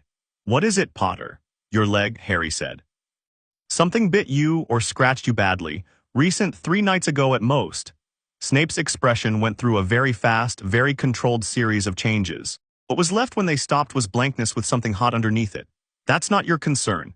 "No," Harry agreed. "I'm not trying to make it my concern. I noticed." "You noticed too many things. I've been told." Harry picked up his bag. "Dittany would help if you haven't tried it already. The magical residue in whatever gave you that wound would need a counteragent though. Regular Dittany won't work on something with enchanted claws or teeth." He left. Behind him, Snape stood very still.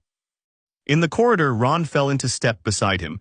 "You were in there an extra 2 minutes. What happened?" "I told Snape his wound treatment might be wrong." Ron stared at him. "You told Snape why?" "Because it seemed like it was." "Harry," Ron said with the tone of a person realizing something they probably should have realized earlier, "you have no fear in you at all, do you?" Harry thought about this honestly. "I have appropriate caution," he said. "Fear requires believing you might lose in a way that matters. And you don't believe that?" The fire in his chest gave a pulse that was, if it could have been translated, something like affectionate amusement at the question.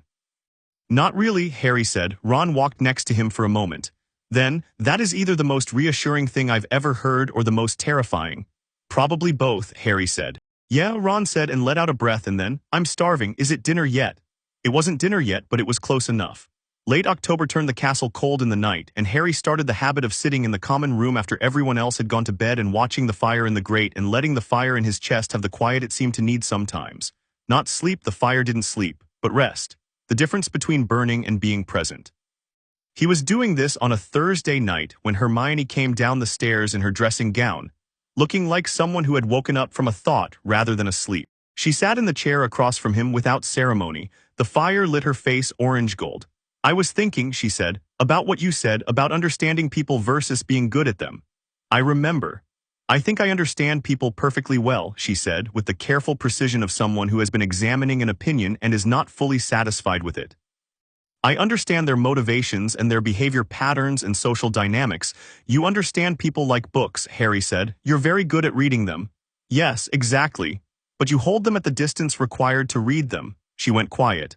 "I do the same thing," Harry said, "or I did. The fire makes it easy to observe from outside a thing rather than being inside it. You get very good information that way." He watched the grate. "You get lonely that way too." The word landed between them and neither of them moved. "I don't have many friends," Hermione said to the fire. "At my primary school I was." She stopped, started again. "Too much, people said that, too much." "Too much of what?" "All of it. Too loud, too correct, too intense, too," she exhaled. "I didn't know how to be less." "You shouldn't be less," Harry said. "You were just in the wrong place." She was quiet for a while. The fire crackled. Outside, wind moved against the tower windows. "I think," she said finally, "that I'm glad you're here." Harry looked at her. She was looking at the fire, and her expression was the version of her that didn't perform, no efficient brightness, no academic precision. Just a girl who was 11 years old and had been lonely for most of it and had found something worth being less lonely about. "Me too," Harry said. They sat until the fire burned low and then went to bed, and neither of them mentioned it in the morning, which was exactly right. It didn't need mentioning. It had been said, and it was true, and that was enough. What happened next happened on a Thursday, which was, Harry reflected afterward, a very inconvenient day for a revelation. He'd been walking back from the library, later than usual because he'd found a book that didn't want to stop being read. And he'd taken the shortcut through the 5th floor that the suit of armor had told him about, and he'd been passing the door at the end of the 3rd floor corridor, the one that was forbidden except to those who didn't want to die very painfully, when the fire in his chest stopped being warm. Not cold, just stopped. Like a held breath, he slowed. He put his hand on the door, not turning the handle, just touching the wood. The fire gave him something that wasn't quite an image but was the shape of one. Something large, something alive. Something that smelled of stone and darkness and had multiple heads and breathed in a way that was felt before it was heard. Something vast and dog-like standing over an invisible trapdoor that covered something that the fire identified as significant, as important, as whatever it was that Hagrid had taken from Gringotts Vault 713. Harry stood at the door for a very long moment, his hand flat against the old wood, the fire in his chest contracted and alert and absolutely paying attention. Then he lifted his hand and walked away. Not because he was afraid. Not because he was told to. But because there were things you learned by rushing them and things you learned by waiting for them to come to you, and this, whatever was behind this door, was the second kind. He could feel it. The fire knew it. Something was being kept here. Something was being protected. And something else, something cold and wrong that he'd felt since the first night, across a hall full of candles, was interested in it. He walked back to Gryffindor Tower with his hands in his pockets and the fire low and precise and paying very careful attention to everything, and he looked at the castle around him as if seeing it fresh. The walls that held 1,000 years of magic, the portraits watching him pass, the suits of armor and the moving staircases and the stars appearing in the ceiling of the great hall 7 floors below. Something is coming, the fire told him, not in words, in certainty. "I know," Harry thought back. "Are you ready?" He thought about Hermione beside the fire saying, "I think I'm glad you're here." About Ron offering him half a sandwich on the first day of anything.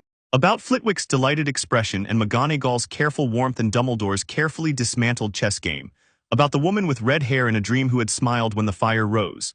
Yes, Harry thought, let's see what they've got. The fire said nothing. But it burned brighter for a moment, warm and vast and entirely certain, and then settled back to its steady rhythm. Harry went in for dinner. Chapter 4, Shadows Behind the Mirror. The thing about Quirinus Quirrell was that he was getting worse.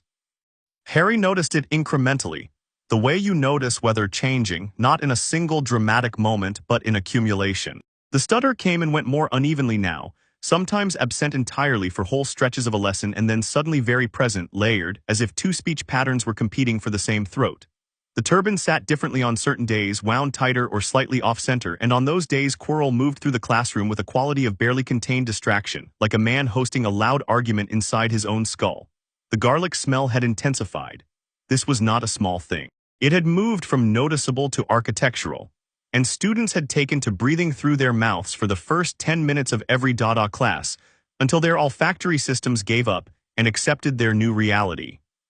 Neville had mentioned in a hushed voice that his grandmother said garlic was supposed to repel vampires, and Dean had said that was only in Muggle stories, and Seamus had said maybe Quirrell was worried about vampires, and Ron had said Quirrell was worried about everything, which was true but not useful. Harry sat in the second row of Dada and watched Quirrell teach and felt the fire in his chest doing the slow, deliberate contraction it had started doing as a default in this room. Not alarm, the fire didn't have a setting for alarm exactly. More like the heightened concentration of a predator that has scented something and is deciding whether it needs to act now or can afford to wait. It could wait, but it was watching. Constantly beneath everything else Harry did, it was watching Quirinus Quirrell with the patient attention of something that had encountered what was in him before, in other times and other places, and recognized it the way you recognize a shape in the dark, not by seeing it clearly but by understanding the particular quality of darkness it creates around itself. The cold behind Quirrell's eyes was not Quirrell's cold. Harry had been certain of this since the feast, and more certain with every passing week. It lived in the man without being the man, a passenger with increasing creative control over the vehicle. Some days Quirrell felt barely present in his own classroom, present only enough to move his mouth and maintain the fiction of a nervous professor who'd had a bad time in Albania and never quite recovered.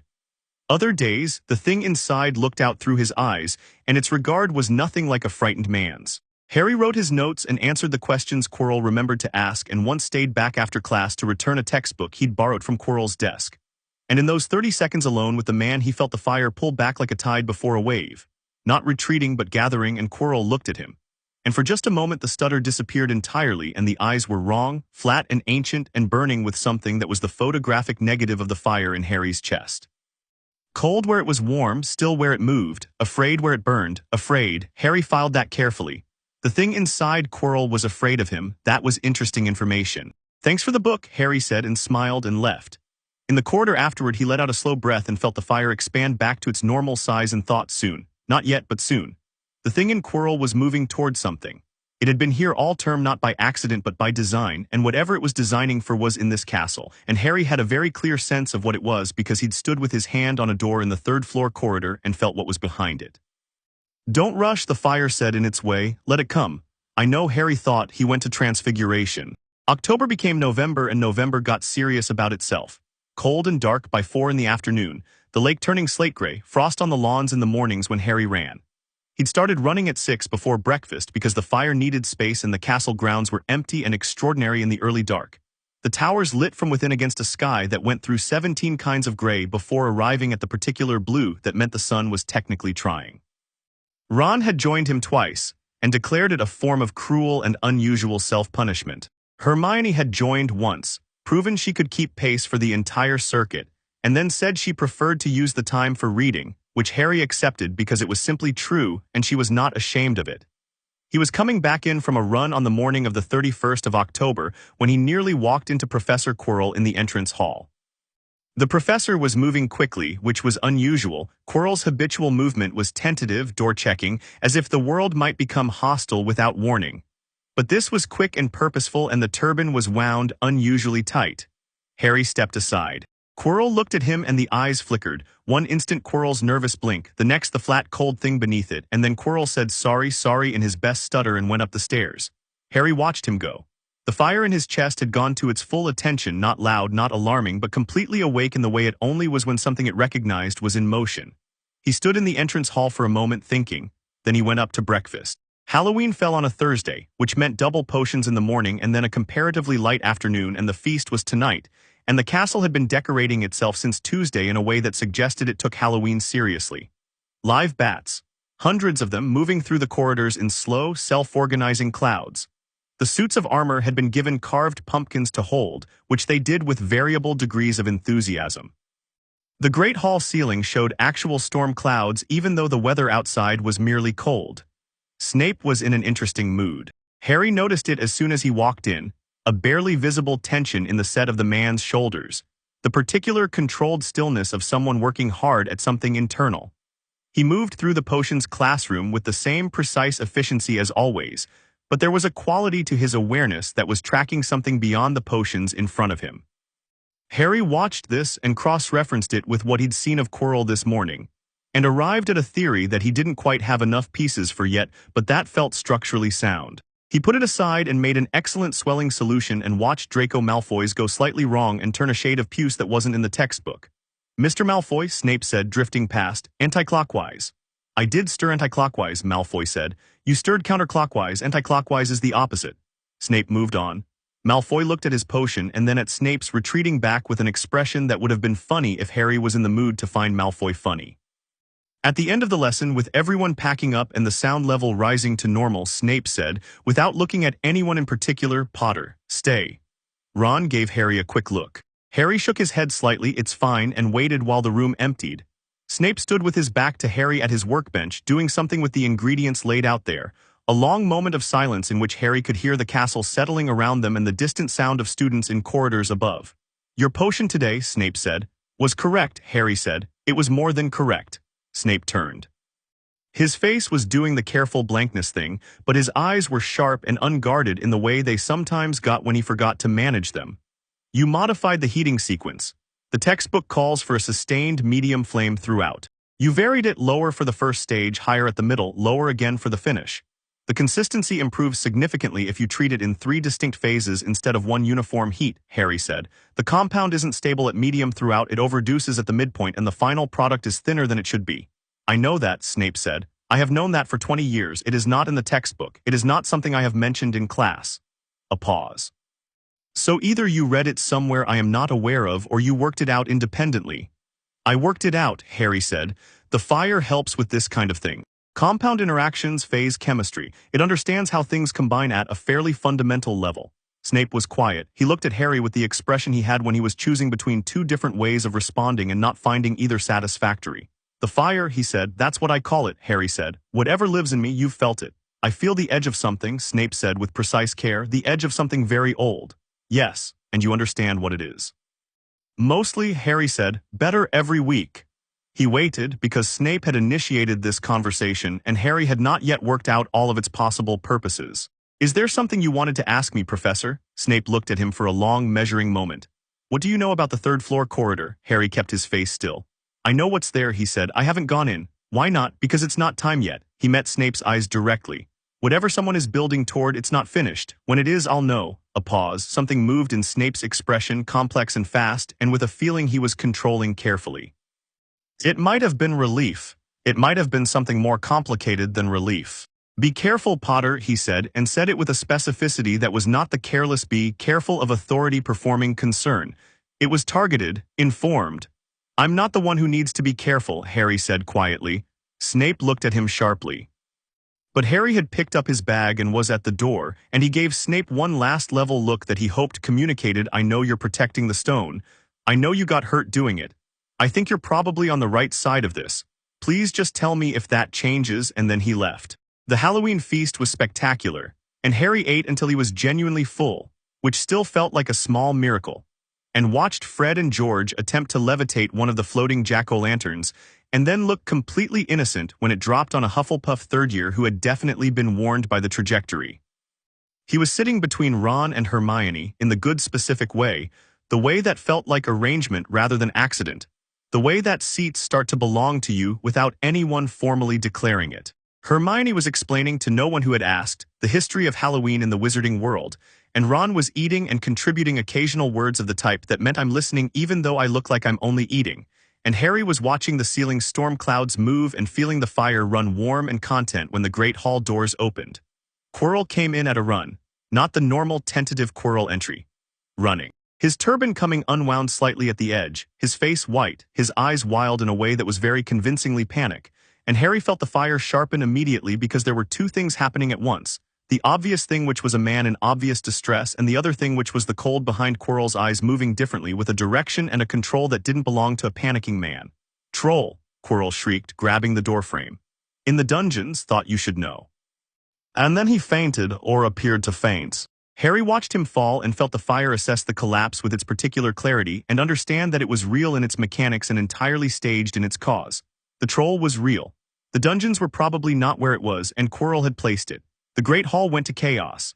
Dumbledore's voice cut through it, loud and absolutely authoritative, the voice of a man who had done crisis management for 60 years and had refined the procedure. Students to dormitories, prefects to lead houses, teachers dispersing with wands out. Harry turned to Ron. Hermione, he said. Ron's face changed. She doesn't know about the troll. She's been in the bathroom on the second floor all evening. She was upset. They were moving before the rest of the sentence finished. McGonagall was sweeping students toward the staircases and her back was to them, and Percy Weasley was trying to organize people and not watching his youngest brother or his brother's friend. And Harry and Ron went the wrong way through the crowd with the ease of people who had a very specific destination and no interest in the general traffic. The second-floor bathroom was down a corridor that the leaving feast traffic had not yet reached, and the smell told them they were close before anything else did. The troll's smell, which was everything biological concentrated into something physical, a wall of warm rot and something swampy and enormous. They found it by following the trail of damage. Doors hanging off hinges, water from broken pipes, a section of wall that something very large had walked too close to and displaced. Harry felt the fire assessing the troll the way it assessed everything: size, speed, threat level. The particular kind of unintelligent danger that made it more dangerous in some ways and less in others. The bathroom door. Harry pushed it open. The troll was enormous, which he'd expected, and it was right in front of the sinks, which he hadn't expected, and Hermione was in the corner between the last cubicle and the wall with her arms over her head and her face paper-white and absolutely no wand in her hand because it had skittered across the tiles when the troll's club had come through the cubicle she'd been in. Harry saw this in approximately 1 second. He saw the troll raising the club. He saw the distance. He saw Hermione look up and see him, and her face do the thing where terror and relief tried to exist simultaneously in the same expression. He stepped into the room.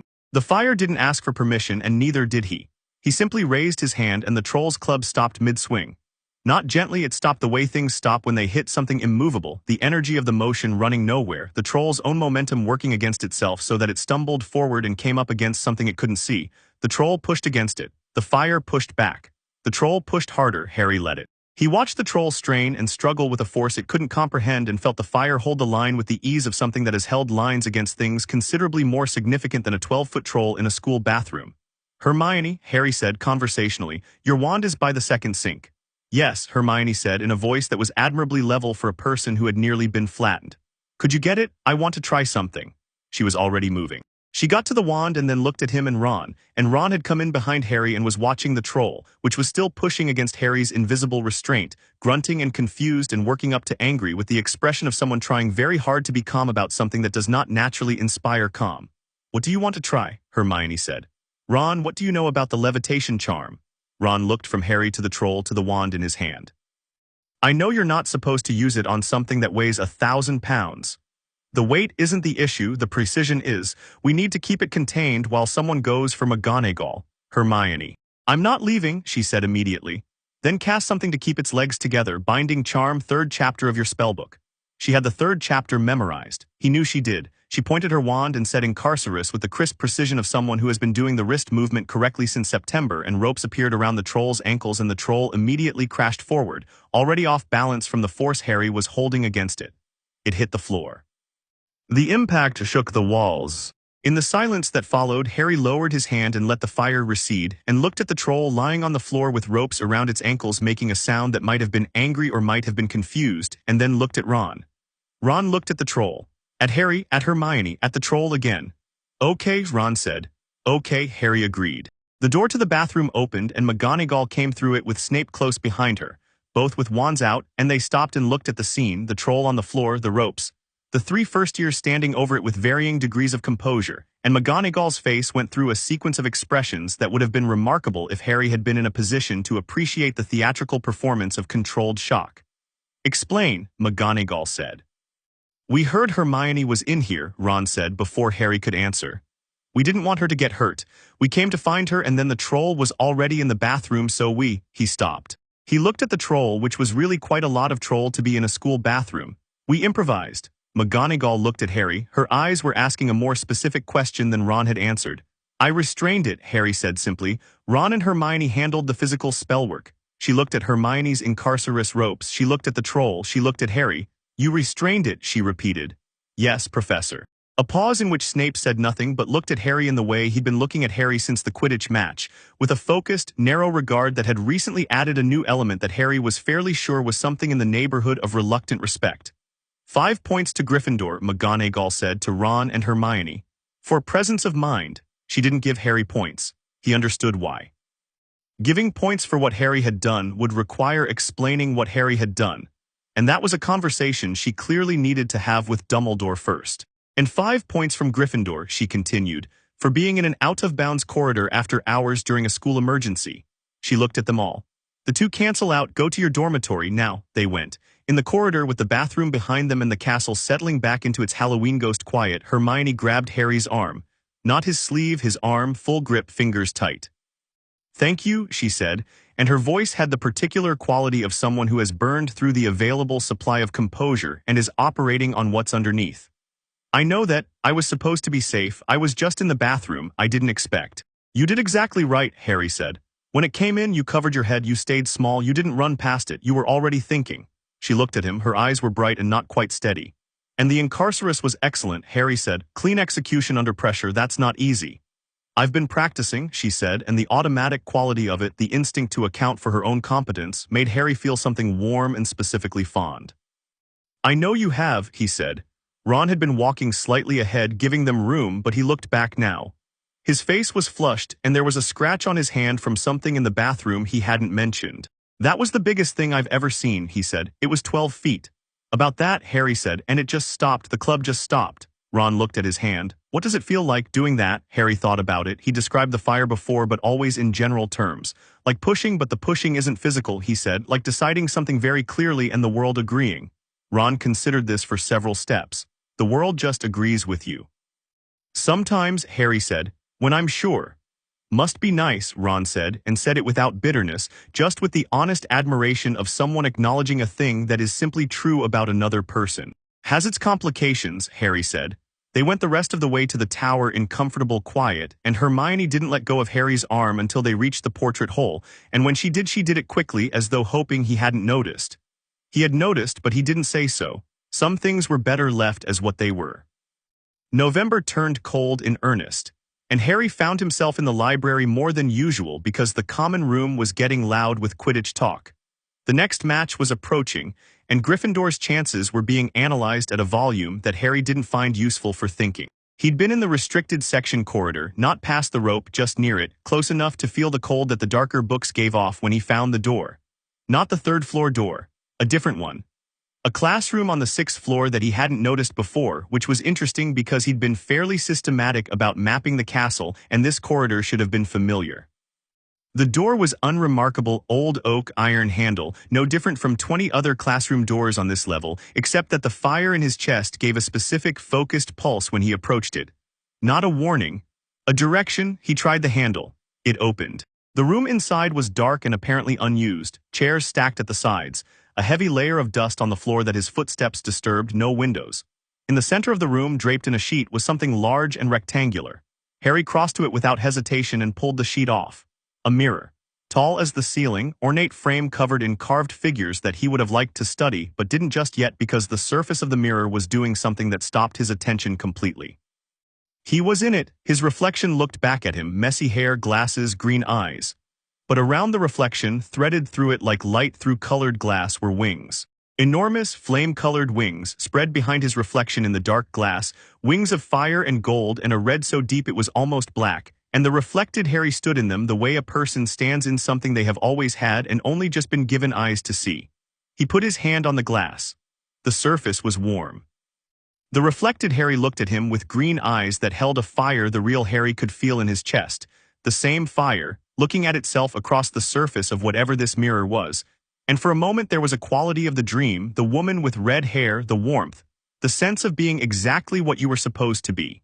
He looked at the base of the mirror. An inscription carved along the bottom, Eris stra eru oit ube kafruoid on wosi. He worked it out in a few seconds. I show not your face but your heart's desire. He stood in front of the mirror of Eris at 11 years old and looked at himself wreathed in fire wings and understood that what he desired most was not his parents, though he felt their absence as a specific grief he'd been carrying since before he had words for it. What he desired most was to be fully, truly, without apology or complication, what he was. To see the fire as clearly in reality as this mirror showed it. Not yet, the fire said in its way, but coming. He covered the mirror back up and left the room and didn't tell anyone about it. He went back 3 times before Dumbledore found him. The first time, he brought a notebook and wrote a description of the wings from memory, their shape, the quality of light in them, the span. The second time, he stood in front of it for an hour and had a conversation with himself that wasn't really with himself. Because the figure in the mirror was the version of him that was also the fire, and communicating with it through the glass was easier than communicating internally, or at least more precise. The third time, he uncovered the mirror and Dumbledore was already in the room. Not in a lurking way, Dumbledore was sitting in a conjured chair at a slight angle to the mirror, not looking at its surface, reading what appeared to be a book that was reading itself back to him and occasionally contradicting him. He looked up when Harry came in and said, "I wondered when you'd come back." Harry looked at him. "How long have you known I found it?" "Since the first time." Dumbledore set the book down. The book closed itself with a small huffy sound. "I moved it here." "From where?" "Several locations. It tends to be discovered by people who most need to be shown what they need to see." He looked at the covered mirror. "Most people I send away when I find them here. The mirror is not healthy for extended use. It has a quality of stasis to it. People get lost in what it shows." "I'm not lost," Harry said. "No," Dumbledore agreed. "I don't think you are." He gestured at the second chair, which had appeared without ceremony at some point, and Harry sat. "What does it show you?" Harry looked at the covered mirror.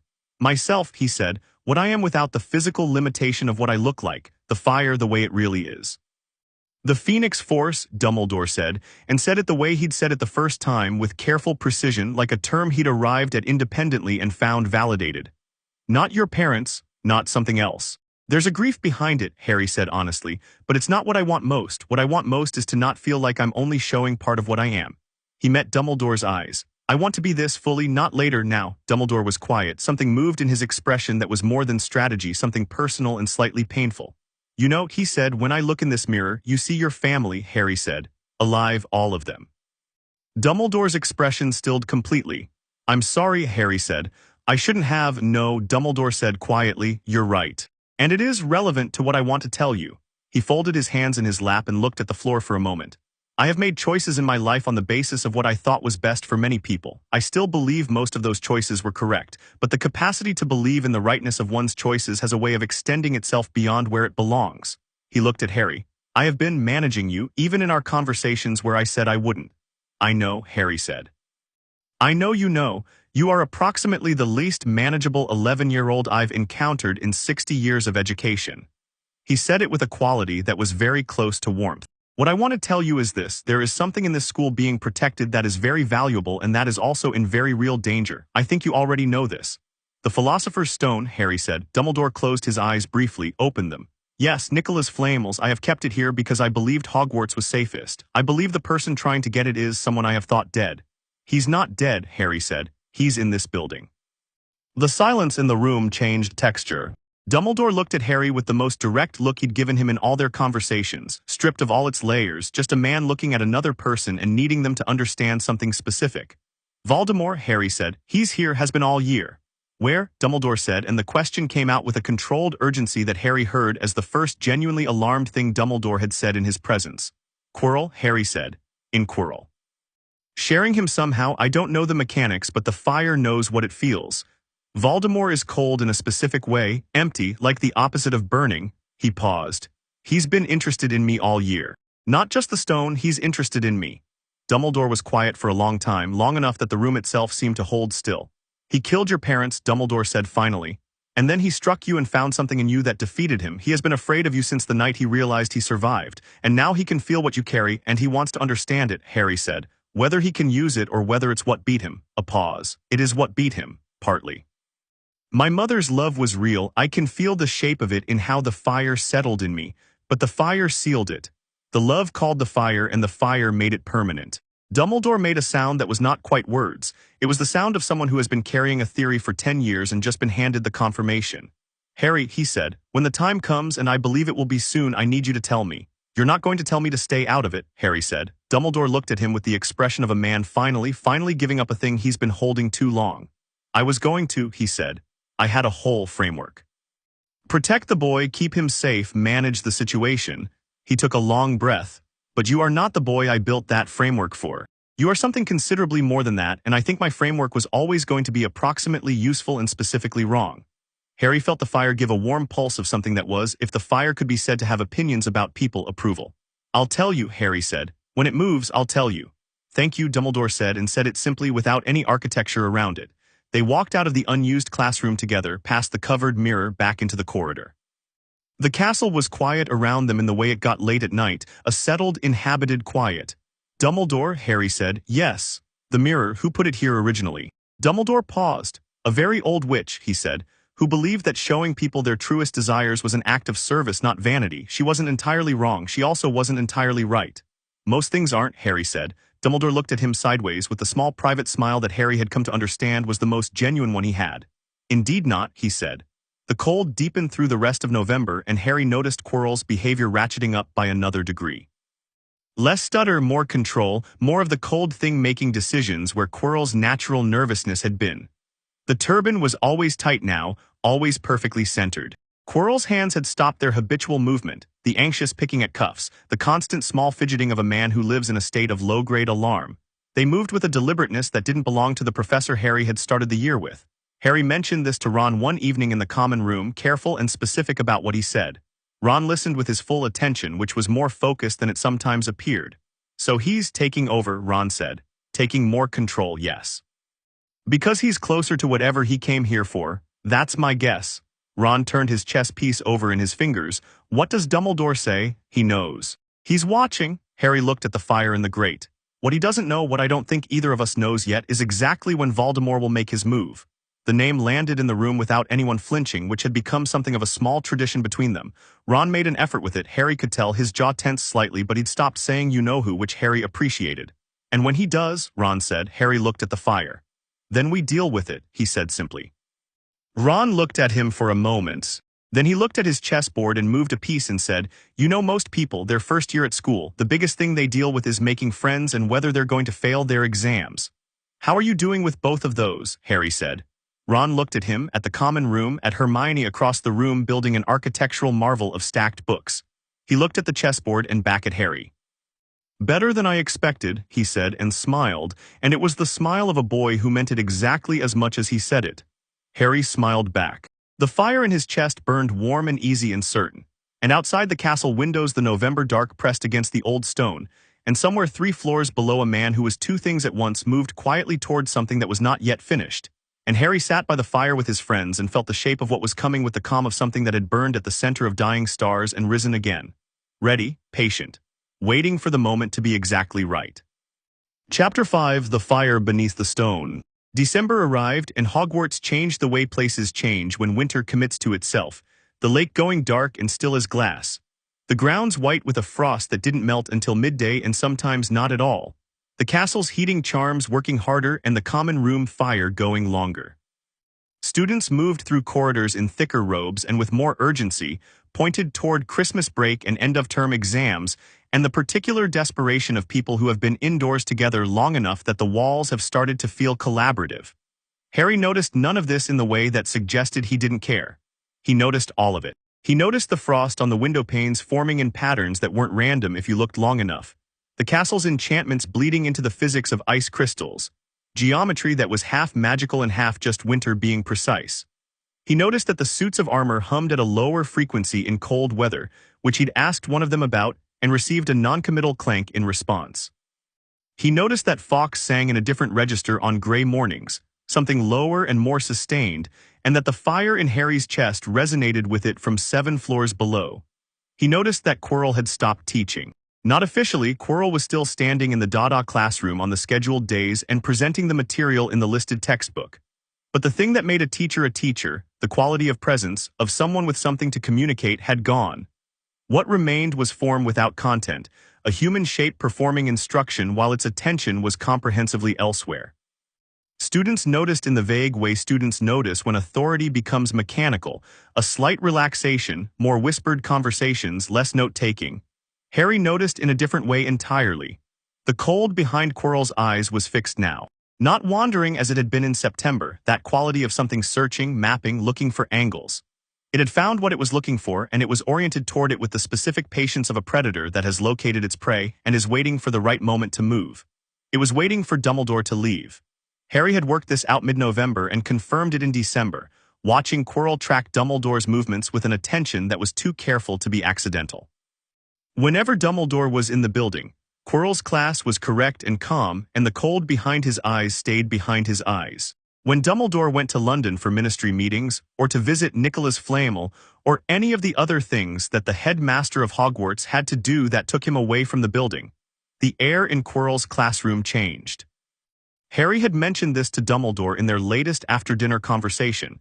They'd been meeting roughly every 2 weeks in the headmaster's office or sometimes in the library, sessions that had settled into the rhythm of genuine exchange rather than managed briefing, and Dumbledore had nodded slowly and said that he had also noticed, and that he was monitoring the situation.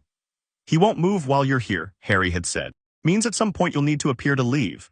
Dumbledore had looked at him over his half-moon glasses. "That is a very sophisticated trap." "It's not a trap," Harry said. "It's information. He'll move, we'll be ready." Dumbledore had been quiet, then we.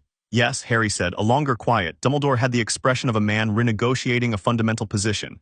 "You know," he said finally, "I have been trying to decide whether to send you away for Christmas break, for your safety." "And," Harry said, "I have decided it would be approximately pointless. Something that might have been rueful amusement. You would probably fly back." "I'd walk back," Harry said. "Faster?" Dumbledore had laughed, a real one, the kind that arrived before he could give it permission, and Harry had felt the fire give that warm pulse of approval again. Christmas break emptied Hogwarts to its bones. Most students went home, corridors became long and quiet and echoey, the Great Hall shrank its table arrangement to one for the remaining students, and the castle seemed to exhale, holding the kind of stillness that large old buildings hold when the people inside them are few enough not to disturb it. Ron stayed. So did Harry, because Privet Drive was not a place he had any intention of spending his holiday when this castle existed and was his. Hermione went home to her parents, and sent back a very long letter on the 26th of December that was primarily about a magical theory she'd been developing over the break and secondarily, and with less efficiency, about how much she was looking forward to coming back. Harry wrote back an equally long letter and felt the fire give the warm, specific pulse it reserved for people Harry was genuinely fond of. The days of Christmas break had a particular quality.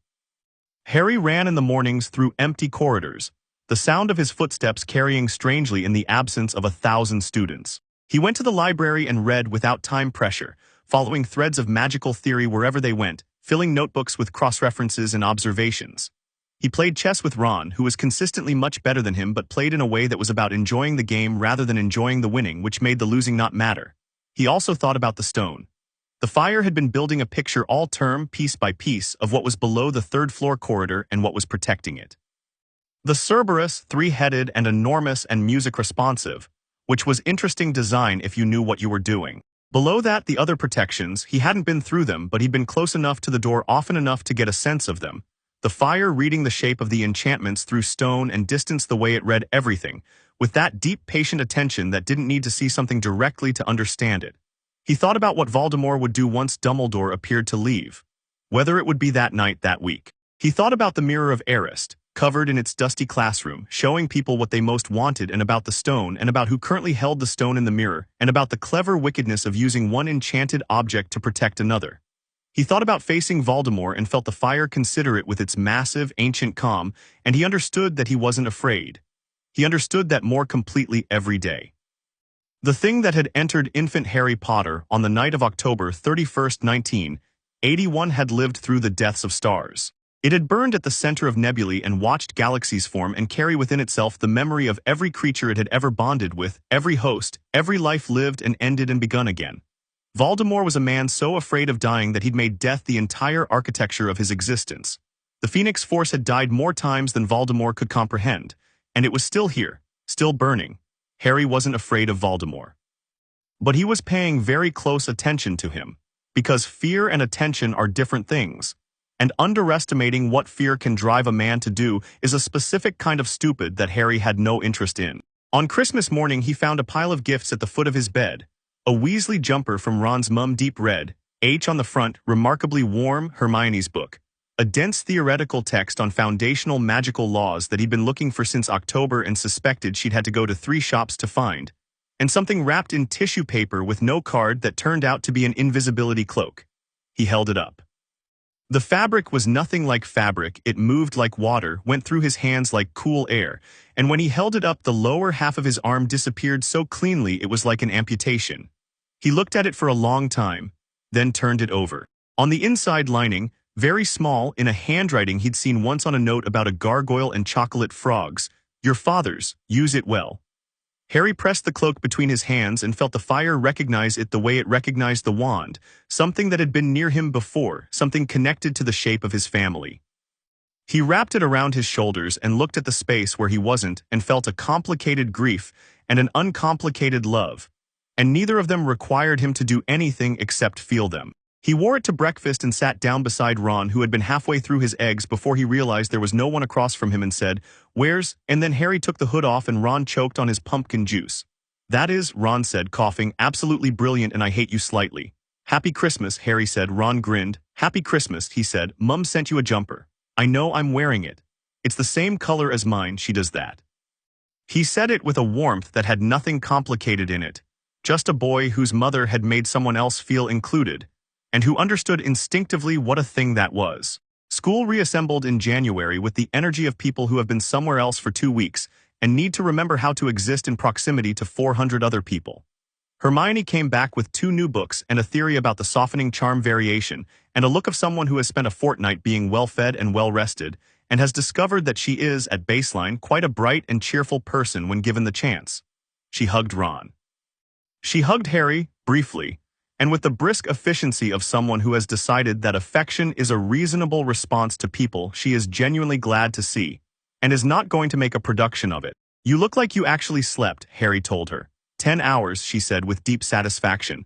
"Multiple nights in a row," she looked at him. "Did you read while I was gone?" "Some." "How many notebooks?" "3." "3," she repeated like a verdict. "Then can I read them?" He handed them over. She read them over dinner with the focused attention that she brought to everything, her food going slightly cold. Halfway through the second one she stopped and looked up. "You've worked out the protection sequence," she said. "Below the corridor." "Most of it," Harry said. "I'm missing one layer, probably something of Dumbledore's I can't read through the stonework." She looked at the notes again. "And you think Voldemort's worked it out too?" "He's had the whole term," Harry said. "He's had access to Quirrell's knowledge. Quirrell probably did research before the possession. He scooped the last of his soup. He knows the sequence. He's waiting for the right moment." Ron had been listening. "And we don't know when that is." "We have a guess," Harry said. "Dumbledore needs to appear to leave. Once he does, it'll be that night." "That night," Ron repeated. "It's the move. The stone is the only reason Voldemort is here. Once he thinks he has a window, he'll take it. He won't risk another opportunity." Hermione put the notebook down carefully. "And when he does, we go down," Harry said. They both looked at him, not with the question of whether he noticed. Not with "are you sure" or "should we tell someone" or any of the reasonable objections that reasonable people might make. They looked at him with the particular expression that had been building between the 3 of them since a bathroom on Halloween, the expression of people who have decided that we mean something specific and have stopped revisiting that decision. "Okay," Hermione said. "Right," said Ron. Harry looked at them both. The fire in his chest gave a pulse that he could only describe as gratitude, though it was older and larger than that word quite captured. "You don't have to come," he said, because it needed to be said. "Obviously we're coming," Ron said. "Pass the bread." The moment came on a Thursday in June. Harry felt it before it happened, Dumbledore's magical signature leaving the castle, that particular warmth withdrawing from the building like a light going off in a room, and Quirrell's cold filling the space immediately, orienting, calculating, deciding. Harry was in the common room and he felt it like a change in air pressure, the fire going to full attention in one single complete shift. He stood up. Hermione was at the table with her charms revision. Ron was playing chess with Seamus and had his queen in a position he was pleased about. They both looked at Harry. He didn't say anything. He didn't need to. Hermione closed her book. Ron tipped his queen over, not in defeat, just setting it aside, and stood up. "Now," Ron said. "Now," Harry said. They got to the corridor quickly, using the shortcut through the 5th floor and the back stairs off the 4th, and Harry kept the invisibility cloak in his bag because they didn't need it yet. The corridor was quiet. The door at the end stood exactly as it always had, unremarkable and final. Hermione pulled out her wand. Ron rolled his shoulders. Harry put his hand on the door. The fire was absolutely still inside him. Not contracted, not gathered, still. The way a flame goes still in a sealed room, calm and total and burning at its own truest level. He pushed the door open. The Cerberus was massive and awake and immediately furious. 3 heads, 3 sets of teeth, 3 simultaneous snarls that overlapped into something that made the air vibrate. Below it, the trapdoor, the smell of animal and warm darkness and something damp from below. Harry looked at the 3 heads and felt the fire reach out, not as force, not as restraint, but as something else. As sound. That deep resonant note, the one below hearing, the one felt in the chest rather than the ears, and he let it come through him and fill the room. All 3 heads turned to look at him. Then they lowered, not in submission, in recognition. The same recognition Fawkes had given him, the amberite acknowledgement of something old meeting something older. The Cerberus's 6 eyes held the same quality as those birds' eyes that had turned to watch him in Diagon Alley, something more than animal intelligence in them. It knew what was in his chest. It recognized it. Down, and its eyes went half closed, and it made a sound that was not quite a growl and not quite a rumble and functioned as permission. "How did you do that?" Ron said in a very controlled voice. "Didn't plan to," Harry said. "It knew the fire." He crossed to the trapdoor and pulled it open. A rope of vines hung down into the dark below, and below that the sound of something rustling. "Devil's snare," Hermione said, looking down. "It reacts to fight or flight. You have to stay completely still. Or give it a lot of light very quickly," Harry said. She looked at him. Then she pointed her wand at the opening and said, "Bluebell flames," and sent a sustained burst of magical fire downward, and the rustling became rapid withdrawal, and the rope dropped free into a clear shaft. They went down. The first chamber, Devil's Snare, managed. The second chamber, Winged Keys, hundreds of them swarming. Ron spotted the older-looking key on a damaged wing, and Harry went up for it on an available broom, the fire tracking the key's erratic movement the same way it tracked a golden snitch, and caught it in under a minute. The third chamber was the chess board, full size. Gargantuan enchanted pieces in black and white standing across the squares with the patient readiness of things that have been waiting for this specific game. Ron walked to the edge and looked at the board and stood very still. "Ron," Hermione said. "I see it," he said. "I see it." He was looking at the board the way Harry had seen him look at chess boards before, with the complete, focused absorption of someone who understands the language he's being spoken to in. His eyes moved across the pieces in silence. Once across, twice, then he nodded slightly to himself. "We take the white pieces," he said. "Harry, you're a bishop. Hermione, you're a rook. I'll take knight." "You don't have to do this," Harry said. "I know I don't have to," Ron said and stepped onto his square. "I'm quite good at chess, actually." The game began, and Ron played it the way he played all his best games, with an apparent calm that covered deep, rapid calculation, very little visible emotion, the occasional quiet instruction to Harry and Hermione to move or hold position. The black pieces played hard. They played to destroy, their movements carrying the full weight of enchanted stone, and the pieces they took off the board went down hard in showers of stone fragment and sparking enchantment. Harry played his bishop moves and kept part of his attention on Ron, who was directing the whole board in his head, holding positions and forecasting moves 6 turns ahead. It was remarkable to watch. The same way watching Hermione work through a difficult transfiguration problem was remarkable, genuine mastery expressing itself through a medium it was perfectly suited for.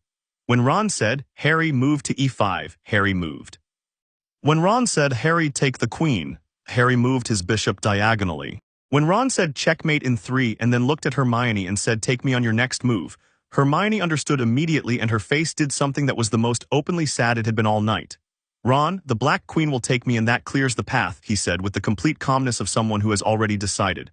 "Hermione, queen to f7, Harry, bishop takes the king." He looked at Harry. "Go get there before he does."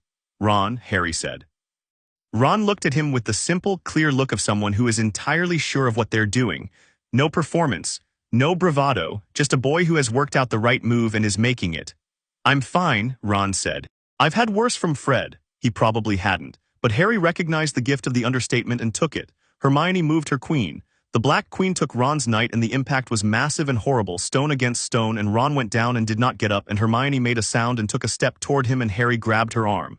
"He's breathing," Harry said, because he could feel it, the fire checking the same way it had checked the troll, quick and certain. "He's breathing." "He's okay," she looked at him.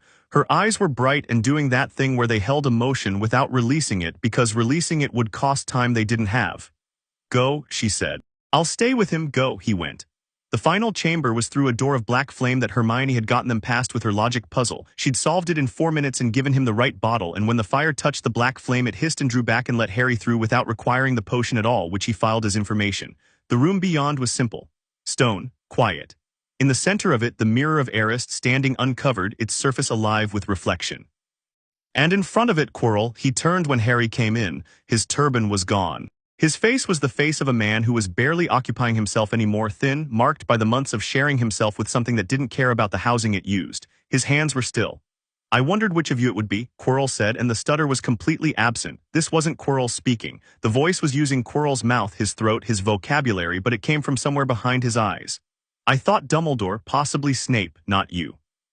"You've been watching me all year," Harry said. "Watching you," the voice agreed, studying him. "Yes, carefully, you know what you are." "I know what I am," Harry said. Then you know what I want to understand. A pause. On the night I killed your parents, something stopped me, not your mother's love, though she was admirable in her way, something else, something old. I felt it when my curse reflected. Something moved in Quirrell's face, not his own expression. What I felt was not magic, what I felt was something before magic. Yes, Harry said, tell me what you are. Harry looked at him steadily. He felt the fire in his chest running at its truest level. No performance of calm, no constructed courage, just the absolute bedrock certainty of something that has existed longer than the star this planet orbits. What I am is what you're afraid of, Harry said. That's why you've been afraid of me all year, not the power, the nature of it. He took a step forward. You're terrified of dying. You've built your entire existence around avoiding it. You've made yourself into something that's barely alive because being barely alive felt safer than the risk of being fully alive and dying. He took another step. What lives in me dies constantly. It has died more times than you could count, and it is still here, still burning. And that is what you felt when your curse came back. Quirrell's face was doing something complicated and involuntary.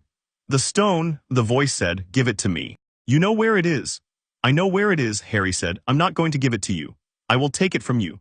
Try, Harry said simply, not a dare, a statement of fact. Quirrell moved. His wand came up fast, a stunning hex that snapped across the room like a crack of cold black lightning, the specific dark quality of a curse cast with borrowed power and desperation behind it.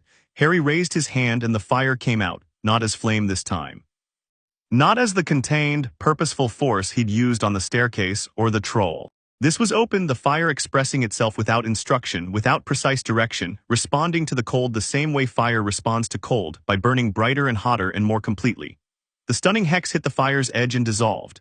Quirrell cast again, a rapid sequence, 3 curses in as many seconds, all of them hitting the fire's edge and ceasing to be. The room was getting warm, very warm. The stone was warming from inside where the fire touched the air. You were a brilliant wizard, Harry said, over the sound of the fire. Whatever Quirrell was before you found him, he was brilliant too. And you've made yourself less than either of you were because you're so afraid of ending. Shut up, the voice said, and it came out cracked, not Quirrell cracked, something underneath cracked.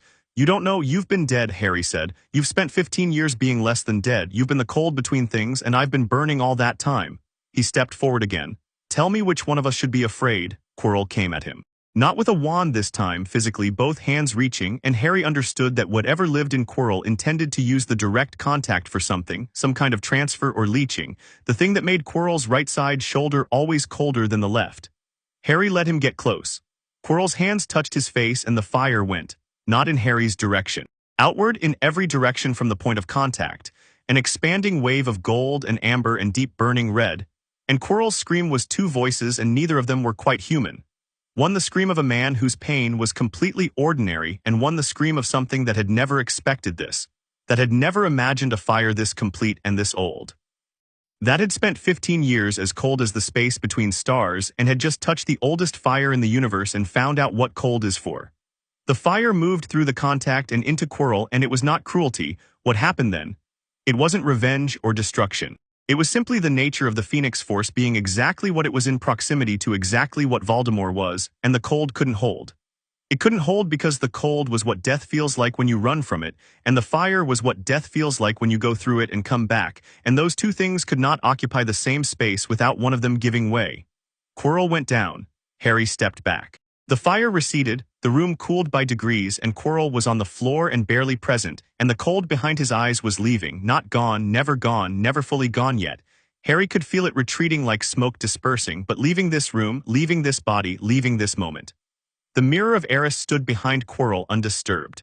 Harry walked to it and looked at his reflection, and the reflected Harry had the stone in his hand and was putting it in his reflected pocket, and Harry felt it in his actual pocket simultaneously, warm and small. The Philosopher's Stone settling into his palm from the mirror the way Dumbledore had intended, the only way it could be safely retrieved by someone who wanted it but not for themselves. He held it. Small, dense. Remarkable, this small lump of red stone that contained an alchemical secret that had defeated death on a human scale.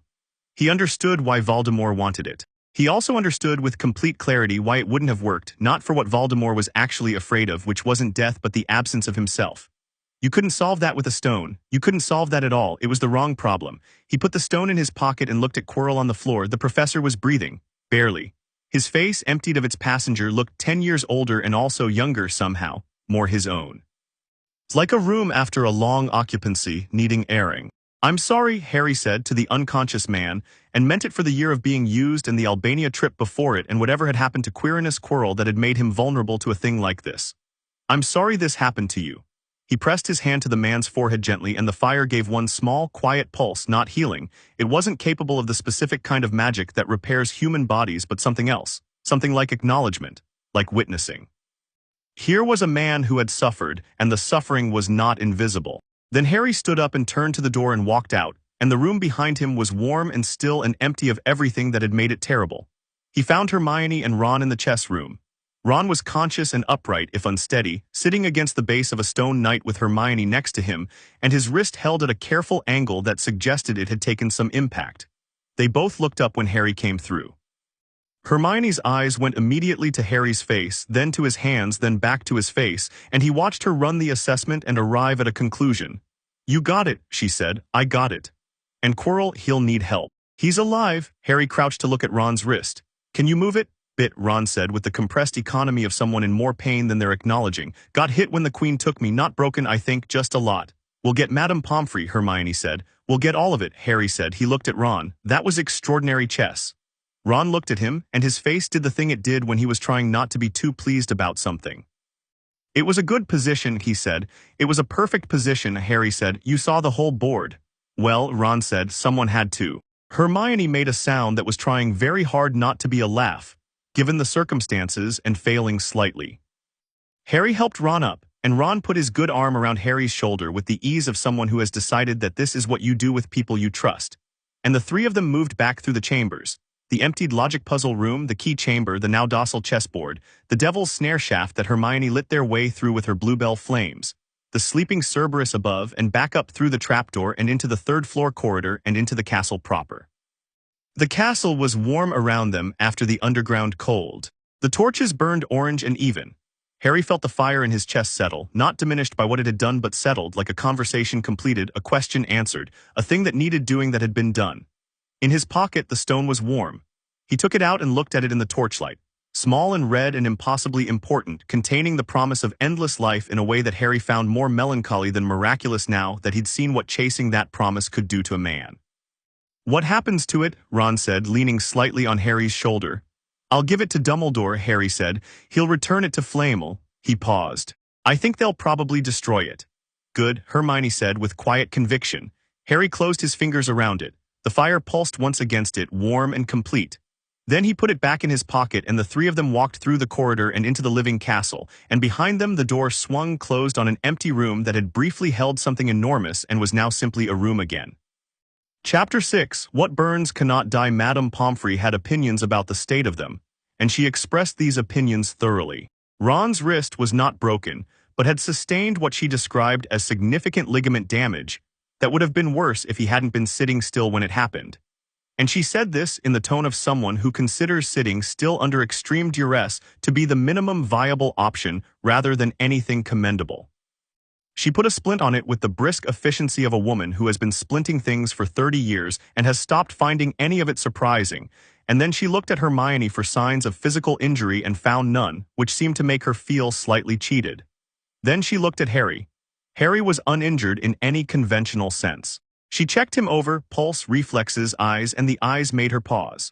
She held her wand light near his face and looked at his eyes for a long, careful moment, and what she was seeing, Harry understood, was that the fire had come very close to the surface tonight and had not completely retreated. His eyes, which were normally simply green, had a quality to them in low light, a depth, a warmth, a faint luminosity that had nothing to do with the candles around the hospital wing bed. Have you felt this way before? She said. Define this way, Harry said. Like something very large has been using your body as an instrument, she said, with the clinical directness of a nurse who has decided that precision is more useful than diplomacy. Yes, Harry said. Most of the time, actually, tonight more than usual. She looked at him for another moment.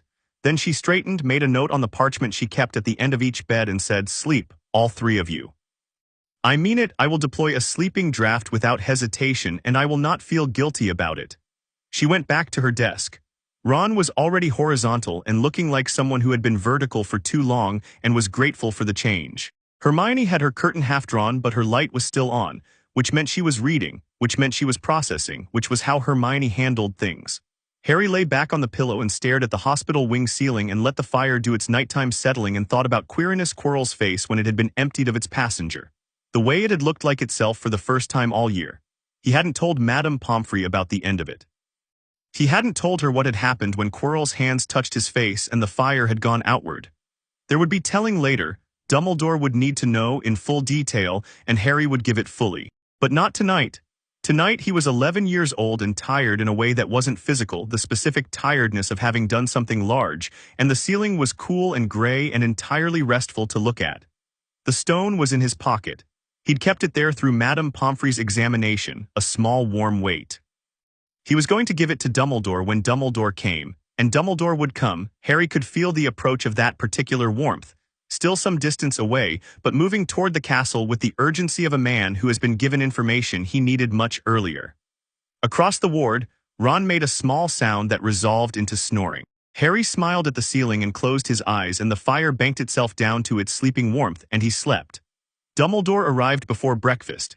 Harry heard him in the way he'd gotten used to hearing Dumbledore, a warmth returning to the building, a quality of presence that the castle responded to in a particular way, the portraits in the corridors becoming more animated, the suits of armor squaring up slightly.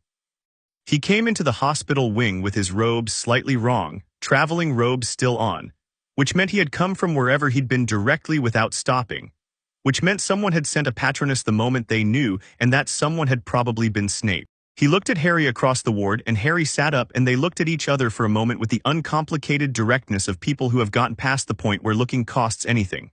"All three of you," Dumbledore said, looking at Ron's splinted wrist and Hermione's slightly hollow eyes. "All three of us made choices," Harry said. "Ron made the most important one." Dumbledore looked at Ron, who had woken up when the door opened, and was looking at the headmaster with the wary alertness of someone who expects to be either praised or expelled, and hasn't worked out which yet. "Mr. Weasley," Dumbledore said, "I understand you played a rather extraordinary game of chess last night." Ron opened his mouth and then closed it. "I had good pieces," he said finally, meaning Harry and Hermione, and Harry felt the fire give its warm, fond pulse. Dumbledore sat down in the chair beside Harry's bed. He had conjured it before anyone noticed he was going to, and looked at Harry with an expression that was not performing anything. "Tell me," he said. Harry told him. "All of it start to end without editing or softening or strategic omission. The progression through the chambers, the Cerberus, Ron's chess game, the final room, Quirrell coming at him. What the fire had done when the contact happened. What the cold had felt like when it dispersed." Dumbledore listened without interrupting, which Harry appreciated because some of it was the kind of story that makes people want to interrupt. When Harry finished, Dumbledore was quiet for a long moment. His hands were folded in his lap. The morning light was coming through the hospital wing windows now, thin and gold, and it caught the silver of his beard and the glass of his half-moon spectacles. "He's not gone," Harry said. "Voldemort, he retreated, but he's not gone." "No," Dumbledore said. "He'll find another way, another host, another angle. This isn't finished." "No," Dumbledore said again, and his voice held something that acknowledged this without adding drama to it. "It is not finished." He looked at Harry with his direct, careful gaze. "How are you? Not physically, how are you?" Harry considered the question with the honesty it deserved. "I'm clear," he said. "The fire is settled. I think it's been building toward this all year. It was always paying attention to Quirrell, always monitoring the situation, and now the situation has resolved and it's..." He paused. "It's like after a Quidditch match. The intensity is over and the rest is just recovery." "No trauma," Dumbledore said. It was a question phrased as an observation, leaving room for a different answer. "I don't think so," Harry said honestly. "What happened to Quirrell is sad. What Voldemort is something I understood before last night and understand better now. None of it is surprising enough to be traumatic." He paused. "That probably sounds strange." "It sounds like you," Dumbledore said, which was not quite the same as strange, and both of them knew it. Harry reached into his pocket and put the Philosopher's Stone on the bedside table between them. Dumbledore looked at it. It sat there, small and red and warm from Harry's pocket, catching the morning light. Dumbledore looked at it for a long moment with an expression that was doing several things at once: relief, and something more complicated than relief, and something that was adjacent to grief. "Nicholas will want to see it," Harry said, "before you destroy it." Dumbledore's eyes came up quickly. "You know, that you'll destroy it," Harry said. "Yes, because as long as it exists it will attract people who want what it offers. The stone doesn't fix what Voldemort is afraid of. But it gives people the hope that it might, and that hope is the most dangerous part of it." Dumbledore picked up the stone, his fingers closed around it slowly. "Nicholas and Perenelle are very old," he said. Very old and tired, I think, in the way that very long lives can become. They will have enough time to set their affairs in order. That will be enough. Will it? They believe so. He pocketed the stone. I have known Nicholas for a long time. He is a man who made peace with mortality and then extended his life past that peace and has been trying to find his way back to it ever since. He looked at Harry. He will be glad of the decision. Harry thought about that. About the difference between a long life and a complete one. About the Phoenix Force and its billion deaths and rebirths and the understanding it had given him, that ending was not the same as loss, that fire going out was not the same as fire ceasing to exist. The fire doesn't die, Harry said. When a host dies it goes somewhere, waits, comes back to something else. It's been in people before me, people before them. He paused. It's not the same as the stone. It doesn't give you more of the same life, it gives you different ones. Would you describe that as comforting? Dumbledore said, with the careful interest of someone genuinely curious rather than testing. Harry thought about the woman with red hair in his dreams. Warmth she carried when she looked at him, the way the fire had recognized her. Yes, he said, I would. Dumbledore nodded very slowly. I have been afraid of death for most of my life, he said, and said it simply without armor. Not the same way Tom Riddle is afraid, not as the only fact, not as the enemy to be defeated above all others, but afraid. He looked at his hands. You are 11 years old and you are not afraid of it at all. I've died more times than I can count, Harry said. Not Mimi, but the fire has, and it's here. He shrugged slightly. It makes the arithmetic different. Dumbledore looked at him with the expression that Harry had come to recognize as his least managed one, the look that appeared when Dumbledore stopped computing and was simply present. And for a moment he looked less like the most powerful wizard in the world and more like a very old person who has been carrying something heavy for a very long time and is occasionally surprised by the weight of it. Harry, he said, I owe you an apology. You don't? I do, Dumbledore said quietly but firmly. I owe you the specific apology of a person who made decisions about your life without consulting you. Who left you in a house that was not kind to you because it was strategically convenient. Who spent 10 years building a plan around a child without knowing that child. He held Harry's gaze. You are not a piece on the board. You have never been a piece on the board. I knew that and chose to act otherwise because choosing otherwise was difficult and I was very sure of the importance of the plan. Harry was quiet for a moment. He thought about the cupboard under the stairs. About 10 years of the boy and cold beans and sleeping in the dark, and knowing there was something in his chest that was vast and warm and utterly irrepressible. He thought about what it would have meant to know sooner, to have been told sooner, to have had someone look at him without strategic intent and simply see him. But he also thought about Hagrid in a boat in the dark bringing him a birthday cake that was slightly crushed and entirely genuine.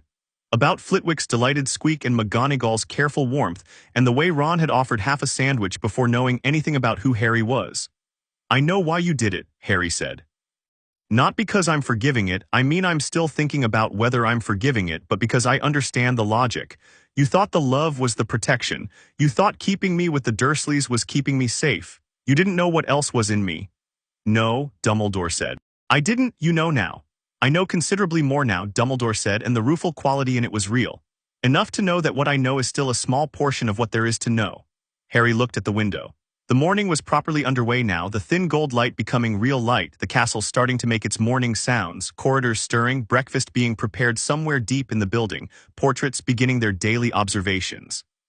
I forgive you, Harry said, and said it because he'd decided it while they were talking, working out the shape of it, and it was true. Not because it was required or expected or strategically beneficial.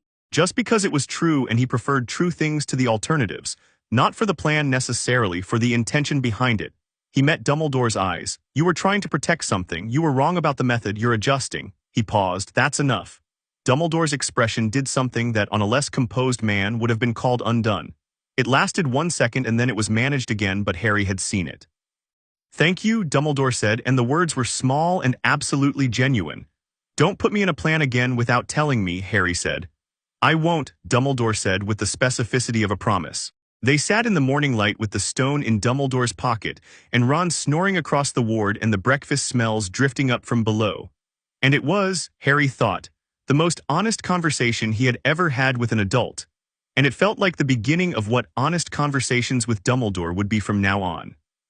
Madame Pomfrey released Ron and Hermione at noon, Ron with instructions about his wrist, and a very pointed speech about the appropriate channels for reporting dangerous situations, which Ron received with the expression of a person trying to look appropriately receptive, while inwardly already having filed the speech as not applicable.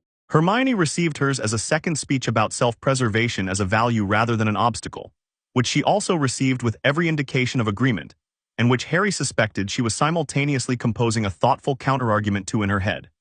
Harry was released at noon too, with Madame Pomfrey's observation that she could find nothing physically wrong with him, and that this was, she felt in the circumstances, the correct outcome, said in a way that suggested she was slightly suspicious of it. The three of them came out of the hospital wing into a corridor that was loud with end-of-year energy, students moving with the particular trajectory of people counting down, exams mostly done, summer visible on the horizon.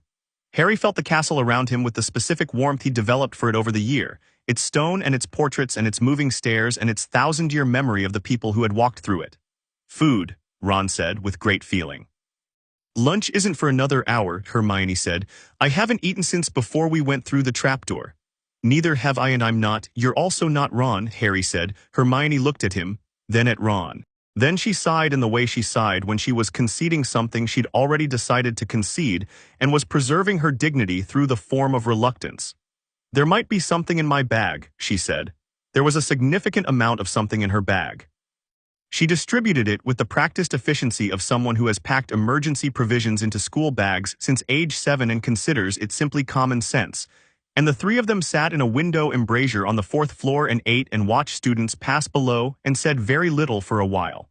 So, Ron said eventually, we went through a trapdoor, past a 3-headed dog, through Devil's Snare, caught a flying key, played life-size chess, and you stopped Voldemort with your hands. Roughly, Harry said, and the stone's safe. Yes, Ron bit into a biscuit. Good year, he said. Hermione made a sound that was helpless with laughter.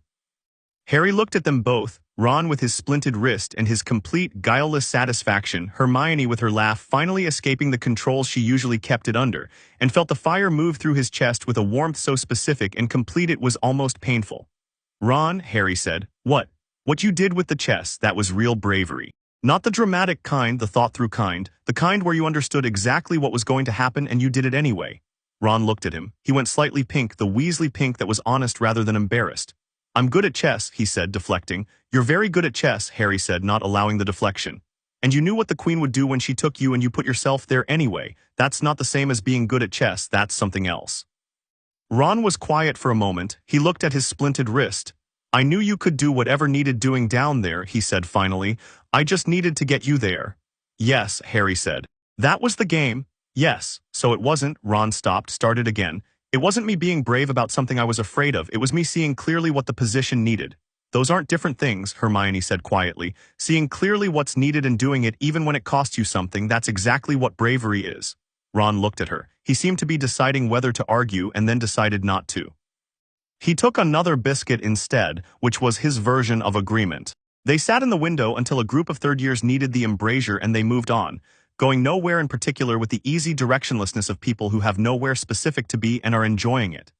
The end-of-year feast came with the particular energy of Hogwarts celebrations, the great hall decorated, the ceiling showing a clear summer night, the house tables bright with conversation. Professor Dumbledore made announcements about exam results and then cleared his throat. Before we proceed to the House Cup, he said, I have some last-minute points to award. The hall went to a specific quality of quiet. Dumbledore's voice was carrying something that made people listen. To Mr. Ronald Weasley, he said, for the best played game of chess Hogwarts has seen in many years, 50 points to Gryffindor. The Gryffindor table erupted. Ron went scarlet. To Miss Hermione Granger, Dumbledore continued, for the use of cool logic and extraordinary courage in the face of danger, 50 points to Gryffindor. Hermione's expression was the one she wore when she had achieved a result and was allowing herself to feel good about it without allowing that good feeling to become immodest, which required visible internal effort. And to Harry Potter, Dumbledore said, the hall went entirely quiet. For something beyond points, Dumbledore said. For conducting himself with wisdom, with courage, and with a generosity of spirit that I think many of us in this room are still learning the shape of. A pause. 60 points to Gryffindor. The noise from the Gryffindor table was tremendous. Harry sat and felt it happen around him and looked at his plate and let the fire run warm and quiet in his chest. He didn't stand up. He didn't perform modesty or perform its opposite. He simply sat with it, the sound of people, the castle celebrating, the year that had been, and let it be what it was. Across the table, Fred and George were standing on their bench doing something enthusiastic that McGonagall was preparing to address. Percy had gone prefect formal and was trying to maintain dignity while also clearly pleased. Neville, 3 seats down, was beaming with a completeness that his face usually held in reserve for his plants. Ron leaned over and said in Harry's ear over all the noise, "Told you, good year." Harry looked at him. "You told me that 3 hours ago." "I was right 3 hours ago." Harry laughed, and the laugh felt like the fire expressing itself in the most human way available, and he didn't try to contain it. The aftermath had its own rhythm. Quirrell was in the hospital wing and then, when he was stable enough, moved to St. Mungo's, where the healers described his condition with careful professional language that meant we're not entirely sure what happened to him, and we'd appreciate more information. Dumbledore gave them the information they needed, and the St. Mungo's staff received it with the studied composure of people whose job requires them to hear extraordinary things and continue functioning.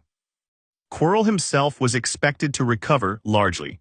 The months of possession had cost him more than could be precisely measured, but he was alive and in possession of himself again, which was the main thing.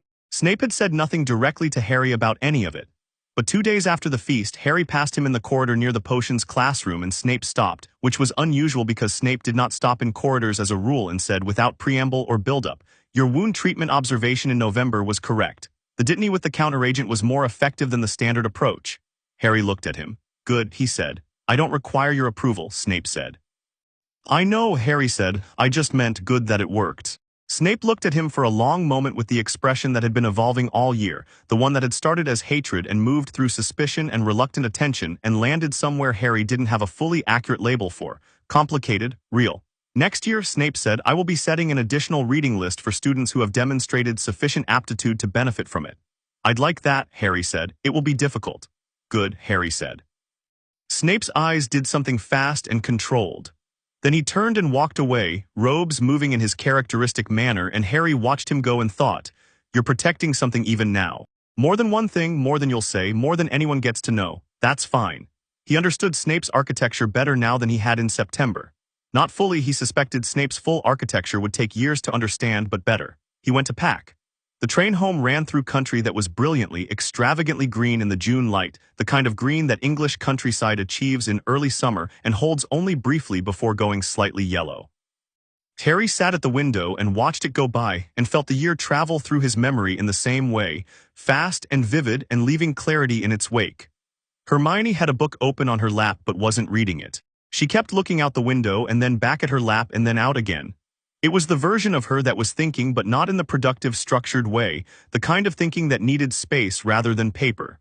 Ron had fallen asleep with his head at an angle that would produce a stiff neck, his splinted wrist resting carefully on his jumper. He'd been awake since 5. Harry looked at them both and felt the thing that the fire had been building toward all year, or maybe all his life. The thing that was the real answer to what the mirror had shown him, not the wings, not the visible fire, but this. People who chose to be near him not because of what he was, but because of the combination of what he was and who had decided that the combination was worth the cost. The trolls and the chess games and the cold in Quirrell's eyes and all of it, the cost had been real. Ron's wrist, Hermione's terror in the bathroom, the chess room, the Black Queen, the night going down. These weren't small things. They had paid real prices and would pay more probably, because the year had made it clear that what lived in Harry would continue to attract what Voldemort was. And what Voldemort was would keep coming, and the people around Harry were going to be in proximity to that. He had thought about this carefully and concluded that it was not his decision to make for them. He could make it fully visible, the risk, the scale of it, what was coming, and then let them decide. He had done that as best he could without being explicit in the ordinary course of the year, and they had stayed. Ron had moved his knight to the square it needed to be on. Hermione had held Harry's arm in a bathroom and then said go. They had made their decisions with full information. Hermione closed her book without having read any of it. "Next year," she said, "what do you think happens?" "I don't know the specifics," Harry said, "but Voldemort is still out there. He'll find a way to come back further than he managed this year. He'll need something, a body, a ritual, a plan. It'll take time. But it'll happen." "Yes," she nodded slowly. "Then we'll deal with it when it does," she said, with the matter-of-fact resolution of someone who has thought the thing through and arrived at a conclusion and is done revisiting it.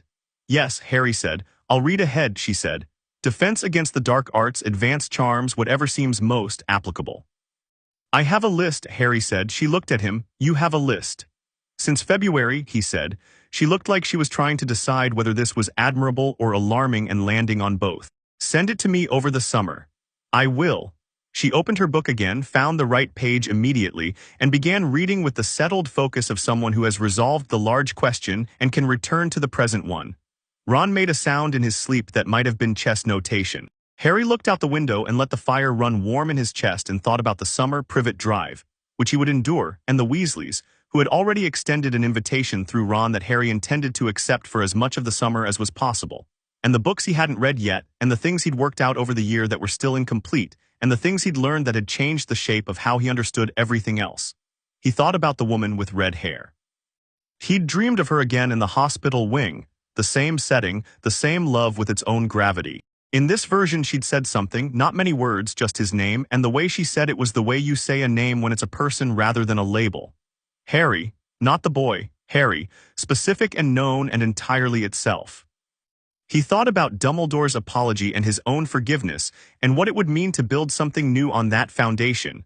Not the managed relationship, not the chess game, but an actual working partnership between people who had agreed to be honest with each other, which was harder than most other things and more worthwhile than most other things.